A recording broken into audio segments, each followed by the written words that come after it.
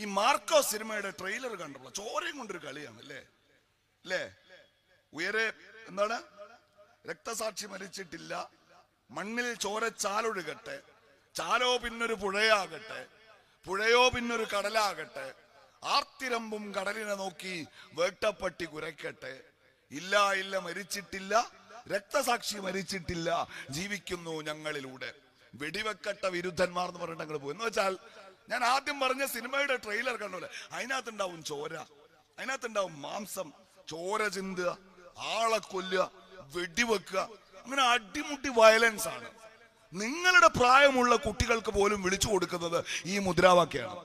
എന്ന് വെച്ചാൽ ഒരു ശരാശരി നമ്മൾ കാണാറില്ലേ, ഒരു സിനിമ തുടങ്ങുന്നതിന് മുമ്പ് ഒരു പരസ്യം, ഒരു ശരാശരി പുകവലിക്കാരന്റെ ഉള്ളിലെ ടാറ് അത് പിഴിഞ്ഞാൽ ഒരു കുട്ടമ്പാത്രത്തിന്റെ അത്ര ഉണ്ടാവും പറഞ്ഞിട്ട് എന്നതുപോലെ ഒരു 10-12 വയസ്സിൽ SFIയിൽ ചേർന്ന ഒരു ശരാശരി വിദ്യാർത്ഥിയുടെ മനസ്സിൽ ഈ രക്തച്ചാല്, വേട്ടപ്പട്ടി, ഈ മുദ്രാവാക്യമൊക്കെ ഏറ്റുവിളിച്ചിട്ട് അടിഞ്ഞുകൂടുന്ന വയലൻസ് അത് പിഴിഞ്ഞെടുത്താൽ എത്രത്തോളം ഉണ്ടാവും എന്നറിയോ നിങ്ങൾക്ക്? എത്രത്തോളം ഉണ്ടാവും എന്ന് ചോദിച്ചാൽ, ആ സ്വാശ്രയ സർവകലാശാലകളെ കുറിച്ച് ആലോചിക്കുന്ന കേരളത്തിന്റെ ഉന്നത വിദ്യാഭ്യാസ രംഗത്തിന് പുതിയ ദിശാബോധം നൽകാൻ അന്നത്തെ UDF ഗവൺമെന്റ് ആസൂത്രണം ചെയ്ത വിദ്യാഭ്യാസ സമ്മേളനത്തിലേക്ക്, വിദ്യാഭ്യാസ സംഗമത്തിലേക്ക് കടന്നു വരുന്ന ഈ രാജ്യം ആദരിക്കുന്ന ഉന്നതനായ ഒരു നയതന്ത്രജ്ഞൻ, ഈ സദസ്സിൽ ഏറ്റവും പിറകിലിരിക്കുന്ന ആ തൊപ്പിവെച്ച പ്രായം ചെന്ന വെല്ലുപ്പയുടെ പ്രായമുള്ള ഒരു മനുഷ്യൻ ഇതുപോലൊരു സമ്മേളന നഗരിയിലേക്ക് കയറി വരുമ്പോ പിന്നിൽ നിന്ന് പോയി അയാളുടെ തലക്കടിച്ച് വീഴ്ത്താൻ മാത്രം വയലൻസ് ഒരു SFIക്കാരന്റെ ഉള്ളിൽ അടിഞ്ഞുകൂടിയിട്ടുണ്ടാകും എന്നതാണ്. നമ്മൾ കണ്ടല്ലോ കഴിഞ്ഞ ദിവസം ദൃശ്യങ്ങള്. കോഴിക്കോട് ഗവൺമെന്റ് മെഡിക്കൽ കോളേജില് എന്റെ മുൻപിൽ ഇരിക്കുന്ന MSFകാരോട് ഞാൻ ചോദിക്കുകയാണ്, നിങ്ങളുടെ കോളേജിലേക്ക് ഒരു വിദ്യാർത്ഥി പുതുതായി കയറി വന്നാൽ നിങ്ങള് നവാഗതരെ സ്വീകരിക്കും, അവർക്ക് മിഠായികൾ കൊടുക്കും, അവർക്ക് വേണ്ടി പാട്ടുകൾ പാടും, സ്നേഹത്തോടെ നിങ്ങൾ അവരെ സ്വീകരിക്കും.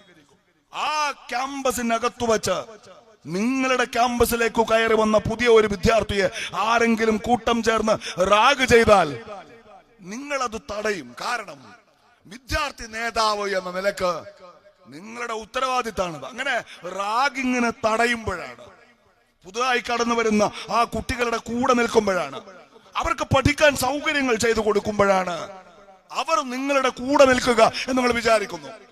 നിങ്ങളുടെ MSF എന്ന പ്രസ്ഥാനത്തിന്റെ ആശയത്തെ ആ കുട്ടികളുടെ മനസ്സിലേക്ക് കുത്തിവെക്കാൻ, അതിനെ സംയോജിപ്പിക്കാൻ അതാണ് മാർഗം എന്ന് നിങ്ങൾ കാണുന്നു. എന്നാൽ ഇവിടെ സംഭവിച്ചതോ, കോമ്പസ് കൊണ്ട് കുത്തി മുറിവേൽപ്പിക്കുക, കൈകാല് കെട്ടിയിട്ട നിലയിൽ അനുജനെ പോലെ കാണണ്ട, കൂടപ്പുറപ്പിനെ പോലെ കാണണ്ട, പ്രിയപ്പെട്ട അനുജനായിരിക്കേണ്ട ഒരു വിദ്യാർത്ഥി വാവിട്ട് കരയുമ്പോ അവന്റെ ജനനേന്ദ്രിയത്തിൽ ജിമ്മിലൊക്കെ ഉപയോഗിക്കുന്ന ഒരു സാധനം വെച്ച് കെട്ടുക, എന്നിട്ടോ ചോരവാർന്നൊലിക്കുന്ന മുറിവുകളിലേക്ക് ലോഷൻ പുരട്ടുക. വാവിട്ട് പിന്നെയും കരയുമ്പോ മാരകമായ വിഷാംശമുള്ള കെമിക്കലുകൾ പകർന്ന ആ ലോഷൻ അവന്റെ വായിലേക്ക് ഇറ്റ് വീഴിക്ക. ഒരിറ്റ് വെള്ളം കൊടുത്തിട്ടില്ല. ഇവരാണ് കോമ്പസ് ഇങ്ങനെ കുത്തിപ്പിടിച്ച് പ്രിയപ്പെട്ട സഹപാഠിയുടെ പച്ചമാംസത്തിലേക്ക് കുത്തിയിറക്കുന്ന ഇവർ. ഇത് പുറം ലോകം അറിഞ്ഞില്ലായിരുന്നുവെങ്കിൽ ആ കോഴ്സ് പൂർത്തിയാക്കും. എന്നിട്ടോ ഇവര് നഴ്സുമാരാവും. എന്നെയും നിങ്ങളെയും പോലെയുള്ള മനുഷ്യർ വിശ്വാസത്തോടെ അവിടെ ചെല്ലുമ്പോ അവര് നമ്മളെ ചികിത്സിക്കാനുണ്ടാകും എന്നതാണ്. ഇതൊരു സങ്കടകരമായ കാര്യമാണ്, നമ്മളെയൊക്കെ വിഷമിപ്പിക്കുന്ന ഒരു കാര്യമാണ്. കേരളത്തിന്റെ ക്യാമ്പസുകൾ ഇമ്മട്ടിൽ മുൻപ് ഈ നാട് കേട്ടിട്ടില്ലാത്ത വിധം വയലൻസിന്റെ കേന്ദ്രങ്ങളായി മാറുന്നു. അതിന്റെ പ്രതിപത്തിക ചേടി ചെല്ലുമ്പോഴോ അവിടെ ഉണ്ട് ഒരു രാഹുൽ രാജ് ആരാണ്?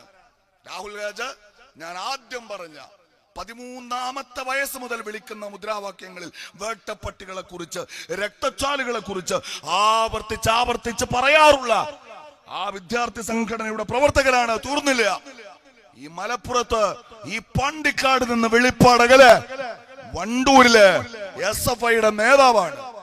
ഈ വണ്ടൂരിൽ നിന്ന് അങ്ങ് കോട്ടയത്ത് എത്തിയിട്ടും അവന്റെ കൽബിൽ ആ 13ാമത്തെ വയസ്സിൽ വിളിച്ച ഞാൻ ആദ്യം പറഞ്ഞ മുദ്രാവാക്യങ്ങളാൽ കുത്തിവെക്കപ്പെട്ട വയലൻസിന് 1% പോലും കുറവില്ല. ഇതിന് മുൻപ് നമ്മൾ കേട്ടല്ലോ. ഇവിടെ ഇപ്പൊ രാഹുൽ രാജ് മാത്രമേ ഉള്ളൂ, ഓൻ SFI കാരനല്ല, ഓനെ ഞങ്ങൾ കണ്ടിട്ടില്ല എന്നൊക്കെ പറയാം. എന്നാ വയനാട്ടിലോ സിദ്ധാർത്ഥ് എന്ന് പറയുന്ന ഒരു വിദ്യാർത്ഥി കൊല്ലപ്പെട്ടല്ലോ. എങ്ങനെയാ കൊല്ലപ്പെട്ടത്? റാഗ് ചെയ്ത് കൊലപ്പെടുത്തി. ഒരു വലിയ ഹോസ്റ്റൽ കെട്ടിടം, അതിന്റെ ഒത്ത നടുക്ക് ഞാൻ ആദ്യം സൂചിപ്പിച്ചതുപോലെ കൂടെ പഠിക്കുന്ന വിദ്യാർത്ഥിയെ പൂർണ്ണ നഗ്നനാക്കി നിർത്തുക, പച്ചവെള്ളം നിഷേധിക്കുക, ഭക്ഷണം നിഷേധിക്കുക, ഊഴം കാത്തു നിന്ന് സീനിയർ വിദ്യാർത്ഥികൾ കൈ കഴക്കുന്നത് വരെ അവനെ മാറി മാറി മർദ്ദിക്കുക.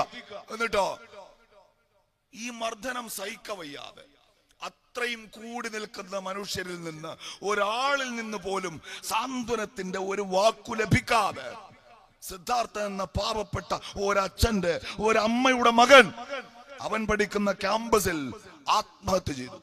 ആ പ്രതികളുടെ പേര് വായിച്ചാലോ, അവരുടെ പേരല്ല, അവരുടെ പേരിന്റെ പിറകിൽ ഈ സമ്മേളനത്തിന് നോട്ടീസിൽ നിങ്ങൾ എഴുതി വെച്ചല്ലോ, ബാസിത്ത് MSFന്റെ ജില്ലാ ഭാരവാഹി, ഹസീബ് ഇവിടുത്തെ പഞ്ചായത്ത് പ്രസിഡന്റ്, ആദില് ഇവിടുത്തെ ജനറൽ സെക്രട്ടറി, നിങ്ങൾ എഴുതി വെച്ചല്ലോ. അതുപോലെ എഴുതി വെക്കാം. 1-ാം പ്രതി അവിടുത്തെ SFIയുടെ യൂണിറ്റ് പ്രസിഡന്റ്, 2-ാം പ്രതി SFIയുടെ യൂണിറ്റ് സെക്രട്ടറി, 3-ാം പ്രതി SFIക്കാരനായ ആ ക്യാമ്പസിന്റെ വിദ്യാർത്ഥി യൂണിയൻ ചെയർമാൻ എന്ന് വെച്ചാൽ അവിടുത്തെ SFIയുടെ നേതൃത്വം ഒന്നടങ്കം ആ കേസിൽ പ്രതികളായി വരികയാണ്. എവിടുന്ന ഈ ചെറിയ മക്കൾ? അവര് നിങ്ങളുടെ പ്രായമല്ലേ? ഈ കൊടും ക്രൂരത എന്റെ ഫോണിൽ ആ വീഡിയോ ഉണ്ട്, ഇന്നലെ പുറത്തു വന്ന വീഡിയോ. ഞാൻ ഒരുപാട് സ്ഥലത്ത് സഞ്ചരിക്കുന്ന, ഒരുപാട് കാഴ്ചകൾ കണ്ടിട്ടുള്ള, വലിയ അഹങ്കാരം പറയല്ല, ഒരുപാട് ജീവിതാനുഭവങ്ങൾ ഉള്ള ഒരാളാണ്. എന്നെ സംബന്ധിച്ചിടത്തോളം എനിക്ക് ആ വീഡിയോ പൂർണ്ണമായും കണ്ടു തീർക്കാൻ കഴിഞ്ഞില്ല എന്നാണ്. നിങ്ങളിൽ പലർക്കും സ്നേഹമുള്ളവരെ അത് കഴിഞ്ഞിട്ടുണ്ടാവില്ല. ഇവിടെ MSFന്റെ ഈ സമ്മേളനത്തെ വിമർശന ബുദ്ധിയോടെ നോക്കിക്കാണുന്ന പാണ്ടിക്കാട്ടെ ഒരു CPM പ്രവർത്തകനുണ്ടെങ്കിൽ അയാൾക്ക് പോലും അയാളുടെ ഉള്ളിൽ എന്റെ മകൻ എന്ന് തുടിക്കുന്ന ഒരച്ഛന്റെ ഹൃദയമുണ്ടെങ്കിൽ അത് കണ്ടു നിൽക്കാൻ കഴിയില്ല. എന്തുകൊണ്ടാണ് ഈ കുട്ടികൾ ഇത്ര വയലൻസ് ഉള്ളവരാകുന്നത്? ഈ സംഭവങ്ങളൊക്കെ ഉണ്ടാകുമ്പോ എന്തുകൊണ്ടാണ് ആ വിദ്യാർത്ഥി സംഘടനയുടെ സംസ്ഥാന സെക്രട്ടറിക്ക് മാത്രം ഇവർ ഞങ്ങളിൽപ്പെട്ടവരല്ല എന്ന് ആവർത്തിച്ച് പറയേണ്ടി വരുന്നത്? എന്തുകൊണ്ടാണെന്ന് ഓർത്തിട്ടുണ്ടോ? എവിടെയെങ്കിലും ഒരു റാഗിങ് കൊലപാതകം ഉണ്ടായാൽ PK നവാസിന് വന്നിട്ട് പറയേണ്ടി വരാറുണ്ടോ ഇവൻ ഞങ്ങളുടെ കൂട്ടത്തിൽപ്പെട്ടവരല്ല എന്ന്? ഈ പാണ്ടിക്കാട്ട ഒരു സാധാരണ MSFന്റെ പ്രവർത്തകരെ കുറിച്ച് ഈ വേദിയിലിരിക്കുന്ന നിങ്ങളുടെ നേതാക്കന്മാർക്ക് അങ്ങനെ ക്ഷമാപണത്തോടെ സംസാരിക്കേണ്ടി വരാറുണ്ടോ? ഈ വയലൻസ് മുഴുവൻ വന്ധ്യവയോധികനായ ഒരു മനുഷ്യനെ തല്ലി വീഴ്ത്തുക, സഹപാഠികളെ പട്ടിണിക്കിടുക, അവരെ കോമ്പസ് കൊണ്ട് കുത്തി മുറിവേൽപ്പിക്കുക, ചോരയൊലിക്കുന്ന മുറിവിലേക്ക് ലോഷൻ പുരട്ടുക. നമ്മുടെ മക്കളുടെ അതേ പ്രായമുള്ള ഈ കുട്ടികളുടെ ഹൃദയത്തിൽ ഇത്രമേൽ വയലൻസ് എവിടെ നിന്ന് വന്നു എന്ന് ചോദിച്ചാൽ ഇവരുടെ വലിയ നേതാക്കന്മാരുടെ പിറകെ പോയാൽ മതി. നമ്മള് ഇവർ സ്വാശ്രയ സർവകലാശാലകളൊക്കെ അനുവദിച്ചല്ലോ, അപ്പൊ പോയിട്ട് ചോദിക്കണം, ഒരു മര്യാദയുടെ പേരിൽ അല്ലടോ, അന്ന് ആ 10-78 വയസ്സുള്ള ആളെ പിന്നിന്ന് തല്ലി വീഴ്ത്തിയതിൽ നിങ്ങളൊന്ന് മാപ്പ് പറയാമോ? മാപ്പ് എന്ന് പറഞ്ഞാൽ അറിയില്ലേ, സോറി എന്നൊരു വാക്ക് എത്ര ലളിതമായ വാക്കാണ്. ഞാനിപ്പോ ഇവിടെ പ്രസംഗിച്ചോണ്ടിരിക്കുകയാണല്ലോ, ഷമീമൊക്കെ പെട്ടെന്ന് തിരക്ക് പിടിച്ചു പോയി അല്ലേ, പിന്നെ കൈ മൂപ്പര ദേഹത്തുനിന്ന് തൊട്ടി അല്ലേ, അപ്പൊ ഞാൻ എന്താ മനസ്സിൽ പറയാ, സോറി ട്ടോ. നമ്മൾ എപ്പോഴും പറയുന്ന, ഒരുപക്ഷെ ഉപയോഗിച്ച് പാറ്റക്കരം പോലും ഇല്ലാത്തൊരു വാക്ക്, നമ്മുടെ കൈ ഒരാളുടെ ദേഹത്ത് അറിയാതെ തട്ടി നമ്മൾ സോറി എന്ന് പറയും. എന്താ 80 വയസ്സുള്ള ഒരു മനുഷ്യനെ തല്ലി വീഴ്ത്തിയപ്പോ സോറി എന്നാ രാത്രിയിൽ പോയിട്ട് പറയണ്ട, നിങ്ങൾ പ്രായമുള്ള ആളാണ്, ഞാൻ നിങ്ങളെ തല്ലിക്കൂടെയിരുന്നു, നിങ്ങൾ എനിക്ക് മാപ്പ് തരണമെന്ന് ആ നിമിഷം പറയേണ്ട ഒരു കാര്യത്തിൽ 1 പതിറ്റാണ്ടു കഴിഞ്ഞ് ഏതൊന്നിന്റെ പേരിലാണോ ആ മനുഷ്യനെ തല്ലി വീഴ്ത്തിയത്, ആ സ്വാശ്രയ സർവകലാശാലകളുടെ നടത്തിപ്പുകാരായി ഇവർ മാറിയ ഈ കാലത്ത് ഈ കേരളം കേട്ടു നിൽക്കെ കേരളത്തിലെ മാധ്യമങ്ങൾ ചോദിക്കാണ്, അല്ല നിങ്ങള് സോറി പറയുന്നുണ്ടോ? അപ്പൊ ആ വിദ്യാർത്ഥി നേതാവ് അവരുടെ ഓഫീസിന്റെ മുമ്പിൽ നിന്നിട്ട് ചോദിക്കാണ്, അല്ലടോ ഞങ്ങളിപ്പോ എന്തിനാ സോറി പറയേണ്ട കാര്യം? ഇപ്പൊ പാണ്ടിക്കാട്ടെ കുട്ടികൾ നമ്മുടെ റാലി നടത്തിയല്ലോ, അപ്പൊ ഇവര് എന്തെങ്കിലും ഇവിടുത്തെ നാട്ടുകാർക്ക് ഒരു ബുദ്ധിമുട്ടുണ്ടാക്കിയാല് ഇവര് സോറി പറയുന്നില്ല. നാട്ടുകാർ ഈ ലീഗിന്റെ നേതാക്കന്മാരോട് വന്നിട്ട് പരാതി പറയും, അല്ലടോ നിങ്ങളെ കുട്ടികൾ ഒരു കുഴപ്പമുണ്ടാക്കിട്ടോ, അല്ല അങ്ങനെ ഉണ്ടോ, ക്ഷമിക്കണം കേട്ടോ, ചെറിയ മക്കളല്ലോ എല്ലാം അറിയാണ്ടാണ്, ഓൽക്ക് വേണ്ടി ഞാൻ മാപ്പി ചോദിക്കുന്നു. അങ്ങനെ ഇവര് പറയൂലേ? എന്നാ ഇച്ചങ്ങായി പറയൂല, ഇവരെ മൂത്ത മേധാവിനോട് ചോദിക്കാം, ഓലെ പാർട്ടി സെക്രട്ടറിയോട് ചോദിക്കാം, ഇതിന് മാപ്പ് പറയാൻ ഉദ്ദേശമുണ്ടോ? അപ്പൊ മൂപ്പരും പറഞ്ഞു, മാപ്പില്ല കോപ്പുമില്ല, ഞങ്ങളുടെ കൈ കിട്ടിയ ഞങ്ങൾ ഇനിയും തല്ലും എന്നാണ്. എന്നാൽ ഇവര് കോളേജിൽ പഠിക്കുന്ന കുട്ടികളാണല്ലോ. ആ കോളേജിൽ പഠിക്കുന്ന കുട്ടികൾക്കൊരു മന്ത്രി ഉണ്ടല്ലോ, ഉന്നത വിദ്യാഭ്യാസ മന്ത്രി. ആ മന്ത്രിയോടൊന്ന് പോയി ചോദിക്കും. അവരാണെങ്കിൽ ഒരു സ്ത്രീയുമാണ്. സ്ത്രീകൾക്ക് പൊതുവെ ഒരു മനസ്സലിവ് കൂടുതലാണ് എന്നൊക്കെ ഒരു സങ്കല്പം ഉണ്ടല്ലോ. ഇവരാണെങ്കിൽ ഈ സ്വാശ്രയ കോളേജ് നടപ്പാക്കാൻ മുമ്പിൽ നിൽക്കുന്ന ആളുമാണ്. അവരോട് പോയി ചോദിച്ചു, അല്ല ഇത്രയും പ്രായമുള്ള ഒരാളെ തല്ലി വീഴ്ത്തിയ ഒരു സംഭവം ഉണ്ടല്ലോ, നിങ്ങൾ ഈ സ്വാശ്രയ കോളേജ് അനുവദിക്കാൻ തീരുമാനിച്ചപ്പോ സോറി നിങ്ങൾ പറയാൻ തയ്യാറുണ്ടോ? മൂപ്പരും പറഞ്ഞു ഇല്ല. പിന്നെ ചോദിക്കാൻ പറ്റിയ രണ്ട് വിദ്വാന്മാരാണ് ഇതുമായി ബന്ധപ്പെട്ടുള്ളത്. ഒന്ന്, നമ്മൾ ഈ ചെറിയ കുട്ടികൾ പഠിക്കുന്ന സ്കൂളിന്റെ വിദ്യാഭ്യാസ മന്ത്രി ഉണ്ടല്ലോ, ഇപ്പൊ മൂപ്പരെ വിളിക്കുന്നത് മന്ത്രി അപ്പൂപ്പൻ എന്നൊക്കെയാണ്. പക്ഷെ മൂപ്പരെ യഥാർത്ഥ കോലം നമുക്കറിയാം. ഈ കേരളത്തിന്റെ നിയമസഭക്കകത്ത് ഉടുമുണ്ടഴിച്ച് തലയിൽ കെട്ടി ശിവതാണ്ഡവം നടത്തി കമ്പ്യൂട്ടർ തകർത്ത് സ്പീക്കറുടെ ഡയസ് തകർത്ത് ഒടുവിൽ മോഹാലസ്യപ്പെട്ട് വീണ വിദ്വാനാണ് ആര്? ഈ വിദ്വാൻ. ആ വിദ്വാൻ ഈ കേരളത്തിലെ 3.5 കോടി മനുഷ്യർ കണ്ടു നിൽക്കെ കേരളത്തിന്റെ ജനാധിപത്യത്തിന്റെ ശ്രീകോവിലായ കേരള നിയമസഭയിൽ നേരത്തെ മോഹൻലാൽ സിനിമയില് ആ മുണ്ടൂരി അടിക്കുന്ന ആടുതോമയെ പോലെ മുണ്ടടിച്ച് തലയിൽ കെട്ടിയതിന് ഇന്ന് വരെ മാപ്പ് പറയാത്ത മുതല്, അതിനോട് ഇനി ഇതിനുള്ള മാപ്പുണ്ടോ എന്ന് ചോദിക്കാൻ ആര് പോയില്ല? കേരളത്തിലെ ചാനലുകാർ പോയില്ല. പിന്നെ ചോദിക്കാൻ പറ്റുന്നത് ഒരൊറ്റൊരാളോട് കൂടിയാ. അങ്ങോട്ട് ചെന്നാൽ ചെല്ലുന്നതിന് മുമ്പ് ആട്ടാണ് കടക്ക് പുറത്തെന്നാണ്. എന്ന് വെച്ചാൽ തിരുത്താൻ ആരുമില്ല. ഞാൻ ഈ പറഞ്ഞ മുദ്രാവാക്യങ്ങളിലൂടെ, സമരങ്ങൾ എന്ന പേരിൽ അവർ കാട്ടിക്കൂട്ടുന്ന ആഭാസങ്ങളിലൂടെ അടിമുതൽ മുടി വരെ വയലൻസ് നിറഞ്ഞ ഹിംസാത്മകമായ സംഹാരാത്മകമായ താൻ പഠിക്കുന്ന ക്യാമ്പസിൽ മറ്റൊരു വിദ്യാർത്ഥി സംഘടനയുടെ കൊടി കാണാൻ കഴിയാത്ത, അവരുടെ മുദ്രാവാക്യങ്ങൾ കേൾക്കാൻ കഴിയാത്ത, ഒരുപക്ഷെ ഈ കേരളത്തിലെ തന്നെ ഏറ്റവും അസഹിഷ്ണുക്കളായ ഗുണ്ടാ മനോഭാവമുള്ള ഒരു കൂട്ടം വിദ്യാർത്ഥി രാഷ്ട്രീയത്തിന്റെ ഭാഗമായി ഇവിടെ പരിശീലിപ്പിക്കപ്പെടുന്നുണ്ട്. ഈ കേരളത്തിന്റെ ക്യാമ്പസുകൾ അവരുടെ കൈകളിലായിരുന്നു. കേരളത്തിന്റെ ക്യാമ്പസുകളുടെ യൂണിയൻ മുറികൾ അവരുടെ ഇടിമുറികളായിരുന്നു. ആ ഇടിമുറികൾക്കകത്ത് വെച്ച് പ്രിയപ്പെട്ട സഖാവായ സഹപാഠിയെ അവര് മർദ്ദിച്ചപ്പോഴോ ആ ഹോസ്റ്റൽ മുറി റെയ്ഡ് ചെയ്തു. ആ ഹോസ്റ്റൽ മുറി റെയ്ഡ് ചെയ്തപ്പോ ഈ കേരളത്തിലെ പിണറായി വിജയന്റെ പോലീസ്, ഒന്നാം പിണറായി സർക്കാരിന്റെ കാലത്ത് കണ്ടെടുത്തത് PSCയുടെ ചോദ്യപേപ്പർ പരീക്ഷ. ആ പരീക്ഷയുടെ അടിസ്ഥാനത്തിൽ നടന്ന PSC പരീക്ഷയുടെ റിസൾട്ട് ശ്രദ്ധിച്ചപ്പോഴോ സഹപാഠിയുടെ നെഞ്ചത്ത് കഠാര കുത്തിയിറക്കിയ ശ്രീരഞ്ജിത്തും നെയ്സാബും ആ റാങ്ക് പട്ടികയിൽ 7ാം റാങ്കുകാർ, 8ാം റാങ്കുകാർ. ദൗർഭാഗ്യകരമായ ആ സംഭവം ഉണ്ടായിരുന്നില്ലെങ്കിൽ, ആ കത്തിക്കുത്തിന്റെ വാർത്ത കേരളം അറിഞ്ഞില്ലായിരുന്നുവെങ്കിൽ, തിരുവനന്തപുരത്തെ യൂണിവേഴ്സിറ്റി കോളേജിലെ SFIയുടെ ഈ ഗുണ്ടകളുടെ ഓഫീസിലേക്ക്, അവരുടെ ഹോസ്റ്റലിലേക്ക് പോലീസ് കയറി ചെന്നില്ലായിരുന്നുവെങ്കിൽ, PSCയുടെ ആ ചോദ്യപേപ്പർ ഇവർ കണ്ടെടുത്തില്ലായിരുന്നുവെങ്കിൽ, ആ ക്യാമ്പസിൽ നിന്ന് പുറത്തു വന്ന തൊട്ടുടനെ അവര് കേരള പോലീസിൽ നിയമിക്കപ്പെടുമായിരുന്നു എന്നാണ്. ഇവിടെയാണ് ഞാൻ അവസാനിപ്പിക്കാണ്. സ്നേഹമുള്ള എന്റെ കുട്ടികളെ, നിങ്ങളുടെ മാർഗം വ്യത്യസ്തമാകുന്നത് ഇവിടെയാണ്. നിങ്ങൾക്ക് പറയാൻ, ഞാൻ ആദ്യം പറഞ്ഞതുപോലെ, ഇത്തരത്തിലുള്ള ഹിംസാത്മകമായ സമരങ്ങളുടെ ചരിത്രമില്ല. ഒരു കാര്യം, നിങ്ങളുടെ മാതാപിതാക്കളെ, നിങ്ങൾ ജീവിക്കുന്ന ഈ പാണ്ടിക്കാട്ട്, നിങ്ങളുടെ അയൽവാസികളെ, നിങ്ങളുടെ ബന്ധുക്കളെ, നിങ്ങളുടെ നാട്ടുകാരെ സാക്ഷി നിർത്തിക്കൊണ്ട് പറയാണ്, ഈ പതാക പിടിപ്പിച്ച് നിങ്ങളെ ഈ സമ്മേളനത്തിന് അണിനിരത്തിയതിന്റെ പിന്നിൽ നിങ്ങളെ ചാവേറാക്കുക എന്ന ഒരു ഉദ്ദേശമില്ല. നിങ്ങളെ രക്തസാക്ഷികളാക്കാനും ഞങ്ങള് പരിശീലിപ്പിക്കുന്നില്ല. ഇവിടെ കുറെ ചാവേറുകൾ ഉണ്ടല്ലോ ഈ സ്വാശ്രയ കോളേജുകൾക്കെതിരെ. ഇവിടെ ഇപ്പോ പാട്ടുപാടിയ റിജാൽ ജെംസ് കോളേജിലാണ് പഠിക്കുന്നത്. എനിക്കറിയാം ഈ മലപ്പുറത്തെമ്പാടും സ്വാശ്രയ കോളേജുകൾ ഉണ്ട്. നിങ്ങളൊക്കെ പഠിക്കുന്നത് ആ സ്വാശ്രയ കോളേജുകളിലാണ്. ഈ കോളേജ് ആരാ തുടങ്ങിയത്? ഈ മലപ്പുറത്ത് തൊട്ടടുത്തുള്ള ദീർഘകാലം കേരളത്തിന്റെ വിദ്യാഭ്യാസ മന്ത്രിയായിരുന്ന ഇന്ത്യൻ യൂണിയൻ മുസ്ലിം ലീഗിന്റെ അഭിമാനമായ നേതാവ്, അഭിമന്യനായ ET മുഹമ്മദ് ബഷീർ സാഹിബ് ഈ കേരളത്തിന്റെ വിദ്യാഭ്യാസ മന്ത്രിയായിരുന്നപ്പോ നമ്മൾ കൊണ്ടുവന്ന ആലോചനയാണ്, ഇങ്ങനെയുള്ള കുറെ കോളേജുകൾ കൂടി അനുവദിക്കാം. ഗവൺമെന്റ് എല്ലായിടത്തും കോളേജ് ഉണ്ടായിട്ട് നമ്മുടെ മക്കൾ പഠിക്കലുണ്ടാവില്ല. അന്ന് കേരളത്തിൽ ആകെയുള്ളത് 3 മെഡിക്കൽ കോളേജാണ്, ആകെയുള്ളത് 5 എഞ്ചിനീയറിംഗ് കോളേജാണ്. ഈ കേരളത്തിൽ ആകെ ഒരു വർഷം എഞ്ചിനീയറിംഗിന് അഡ്മിഷൻ കിട്ടുക പരമാവധി 1000 കുട്ടികൾക്ക്, മെഡിസിൻ അഡ്മിഷൻ കിട്ടുക പരമാവധി 500 കുട്ടികൾക്ക്, LLBക്ക് അഡ്മിഷൻ കിട്ടുക പരമാവധി 300 കുട്ടികൾക്ക്. ഇതെല്ലാം കൂടി ചേർത്ത് ഒരു 2500 കുട്ടികൾക്ക് ഈ കേരളത്തിൽ ഗവൺമെന്റ് അഡ്മിഷൻ കിട്ടിയാൽ പിന്നെയോ ഒരു പ്രൊഫഷണൽ കോഴ്സ് ചെയ്യാൻ, ഡിഗ്രി കോഴ്സുകൾ ചെയ്യാൻ ഈ കേരളത്തിൽ ഗവൺമെന്റ് കോളേജുകൾ ഒരു 100 എണ്ണം കാണും, എയ്ഡഡ് കോളേജ് ഒരു 200 എണ്ണം കാണും. എല്ലാം ചേർത്ത് ഒരു വർഷം ഒരു 25,000 കുട്ടികളെ ഗവൺമെന്റ് പഠിപ്പിക്കാം എന്ന് തീരുമാനിച്ചാലോ, ഒരു വർഷം SSLC എഴുതുന്ന, +2 എഴുതുന്ന, അന്നത്തെ പ്രീ ഡിഗ്രി എഴുതുന്ന ലക്ഷക്കണക്കിന് കുട്ടികൾ അഡ്മിഷൻ ഇല്ലാതെ പോകും. അവര് ഈ മഞ്ചേരിയിലും ഈ പാണ്ടിക്കാട്ടും ഒക്കെ ചെറിയ ചെറിയ കടമുറികളുടെ പിന്നാമ്പുറത്ത് പ്രവർത്തിച്ചിരുന്ന പാരലൽ കോളേജുകളിൽ അഭയം തേടും. ഏതെങ്കിലും ഒരു ഡിഗ്രി കോഴ്സ് എടുക്കും, പാതി വഴിക്ക് അത് മുടങ്ങും.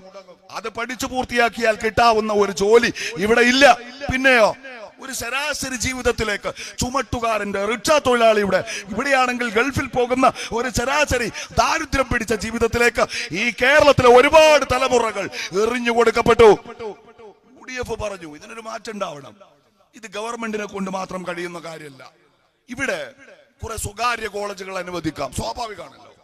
അങ്ങനത്തെ സ്വകാര്യ കോളേജുകൾ അനുവദിച്ചാൽ ആ സ്വകാര്യ കോളേജുകളിൽ ആളുകൾ ലാഭം ഉണ്ടാക്കില്ലേ, വലിയ ഫീസ് തീരുമാനിക്കില്ലേ. ആ ഫീസ് ഈ പാവപ്പെട്ട കുട്ടികൾ എങ്ങനെ കൊടുക്കും? 2 കാര്യങ്ങൾ അവിടെ സംഭവിച്ചു. ഒന്ന്, കുറച്ചു കുട്ടികളെ സൗജന്യമായിട്ട് പഠിപ്പിക്കാൻ അവരോട് പറയാം. വലിയ തർക്കങ്ങൾ ഉണ്ടായി, വലിയ നെഗോഷിയേഷൻ ഉണ്ടായി. പക്ഷേ ഇന്ന് നമ്മൾ കാണുമ്പോ എന്റെ മുൻപിലിരിക്കുന്ന കുട്ടികൾ ആരും കോടീശ്വര പുത്രന്മാരല്ല. ഒരു ശരാശരി ഗൾഫുകാരന്റെ, ഒരു ശരാശരി ഓട്ടോക്കാരന്റെ മക്കളാണ്. പക്ഷെ നിങ്ങൾക്കിവിടെ അഡ്മിഷൻ കിട്ടിയില്ലെങ്കിൽ, ഗവൺമെന്റ് കോളേജിൽ അഡ്മിഷൻ കിട്ടാത്തത് കൊണ്ട് നിങ്ങളുടെ വിദ്യാഭ്യാസം നിഷേധിക്കപ്പെടുന്ന ഒരു സാഹചര്യം ഇവിടെ ഇല്ല. സ്വാശ്രയ കോളേജുകൾ വന്നു, മിതമായ ചിലവിൽ പഠിക്കാൻ കഴിയുന്ന സാഹചര്യം ഉണ്ട്. ഏതുവരെ ഇന്ന് കേരളത്തിലുള്ള എഞ്ചിനീയറിംഗ് കോളേജുകളിൽ ഏതാണ്ട് ഒരു 30% സീറ്റ് ഒഴിഞ്ഞു കിടക്കാണ്. 2001 കേരളത്തിൽ, പിന്നെ 991 കേരളത്തിൽ അധികാരത്തിൽ ഇരുന്ന UDF ഗവൺമെന്റ് 95 ആലോചിച്ചു. ഈ കേരളത്തിലെ CPM SFI സമരം നടത്തിയ 5 ചെറുപ്പക്കാർ കൊല്ലപ്പെട്ടു. അന്ന് ജീവിച്ചിരിക്കുന്ന ഒരു രക്തസാക്ഷിയെ പാർട്ടി സമ്മേളനങ്ങളിൽ, തെരഞ്ഞെടുപ്പുകളിൽ പുഷ്പരെ അറിയാമോ എന്ന കവിത ചൊല്ലി കെട്ടിയെഴുന്നള്ളിച്ച് ആ പാവപ്പെട്ട മനുഷ്യന്റെ ദൈന്യാവസ്ഥയെ, നിസ്സഹായാവസ്ഥയെ ഇവര് വിലപേശി വിറ്റ് വോട്ട് വാങ്ങി. ഇപ്പൊ ഇവർ അതിന്റെയും നടത്തിപ്പുകാരായി. ഇതിനിടയിൽ തൊട്ടു പിന്നാലെ അധികാരത്തിൽ വന്ന കേരളത്തിലെ UDF ഗവൺമെന്റ്, ആ UDF ഗവൺമെന്റിലെ 2 വിദ്യാഭ്യാസ മന്ത്രിമാർ, നാലകത്ത് സൂപ്പിയും ET മുഹമ്മദ് ബഷീറും പിന്നെയും സ്വാശ്രയ കോളേജുകൾ അനുവദിച്ചു. ഇവര് സമരം ചെയ്തു.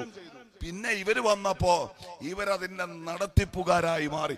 അതുപോലെ 10 വർഷം മുൻപ് നമ്മൾ പറഞ്ഞ ഒരു കാര്യത്തെ ഇവര് സമരം ചെയ്ത് അതിന് നേതൃത്വം കൊടുക്കുന്ന വന്യവയോധികനായ ഒരു മനുഷ്യന്റെ തലക്കടിച്ചു വീഴ്ത്തിയപ്പോ ഒരു 10 പതിറ്റാണ്ടിന് ശേഷം അവരിപ്പോ അതിന്റെ നടത്തിപ്പുകാരായി മാറുന്നു.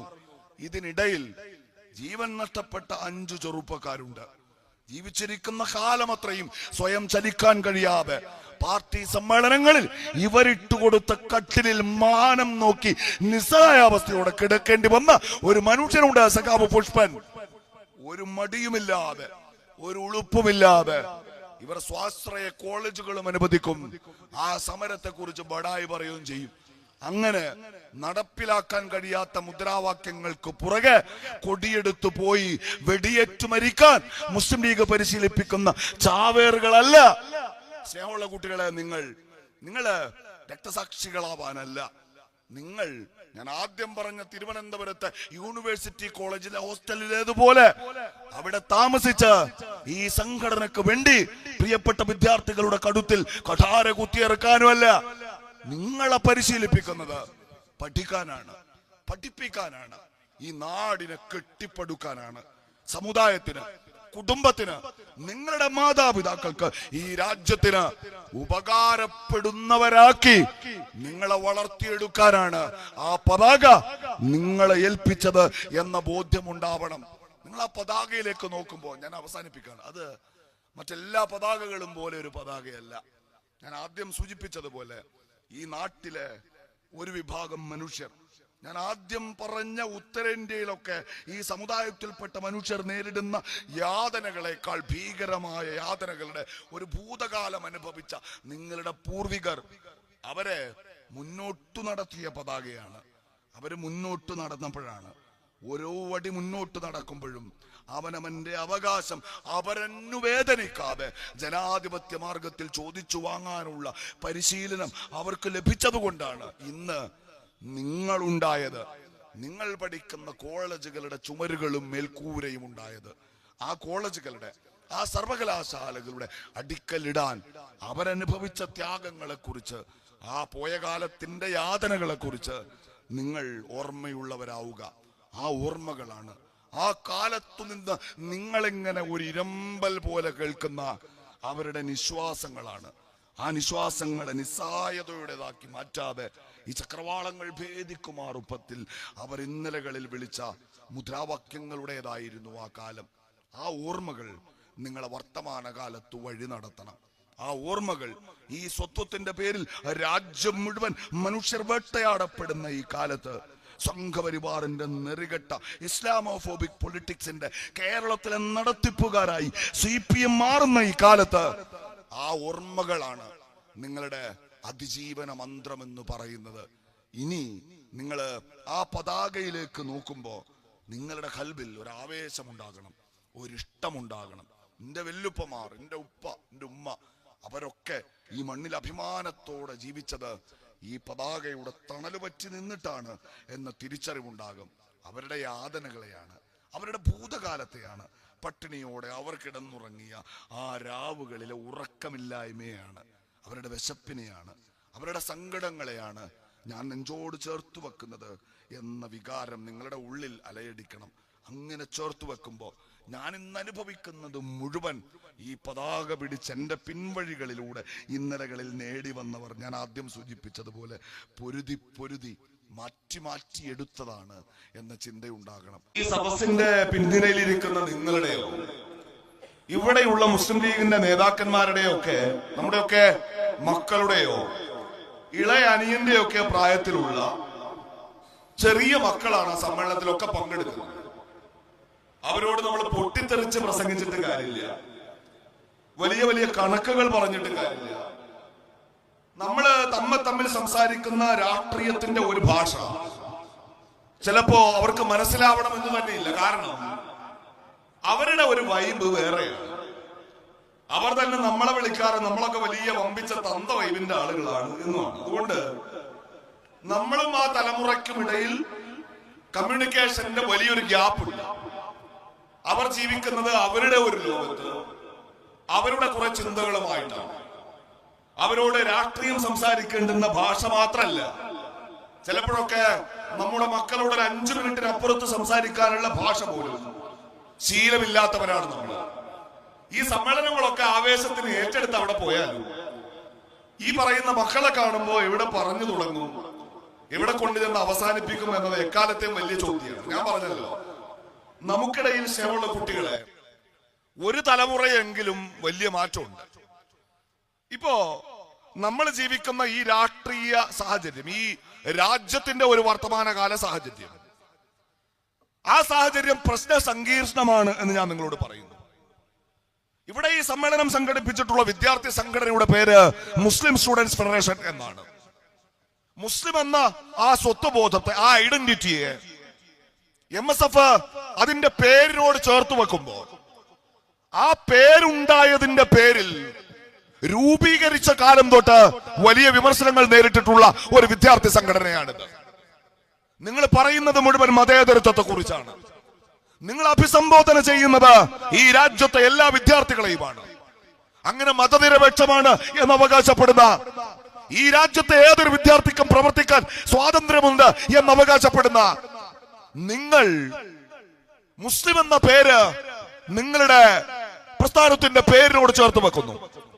ഒരു മടിയും മറയുമില്ലാതെ MSF ഇന്ത്യൻ യൂണിയൻ മുസ്ലിം ലീഗ് എന്ന രാഷ്ട്രീയ പാർട്ടിയുടെ വിദ്യാർത്ഥി സംഘടനയാണ് എന്ന് നിങ്ങൾ തുറന്നു പറയുന്നു.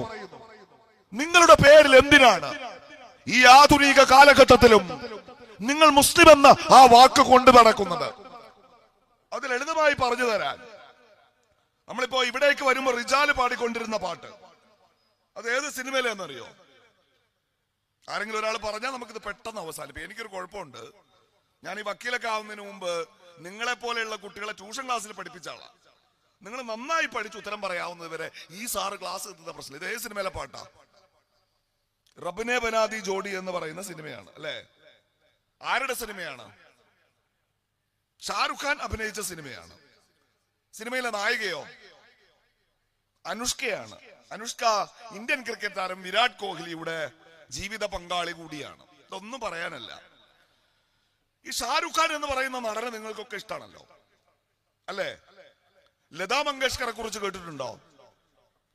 ലതാ മങ്കേഷ്കറെ കുറിച്ച് പറയാറ് ഈ പഴയ ഗൾഫുകാർ ഇവിടെ മുതിർന്ന ആളുകളോട് ചോദിക്കാൽ അവര് പറയാറ് ലതാ മങ്കേഷ്കർ പാടിയ പാട്ടുകൾ അവിഭക്ത ഇന്ത്യയുടെ പാസ്പോർട്ടാണ് എന്നാണ്.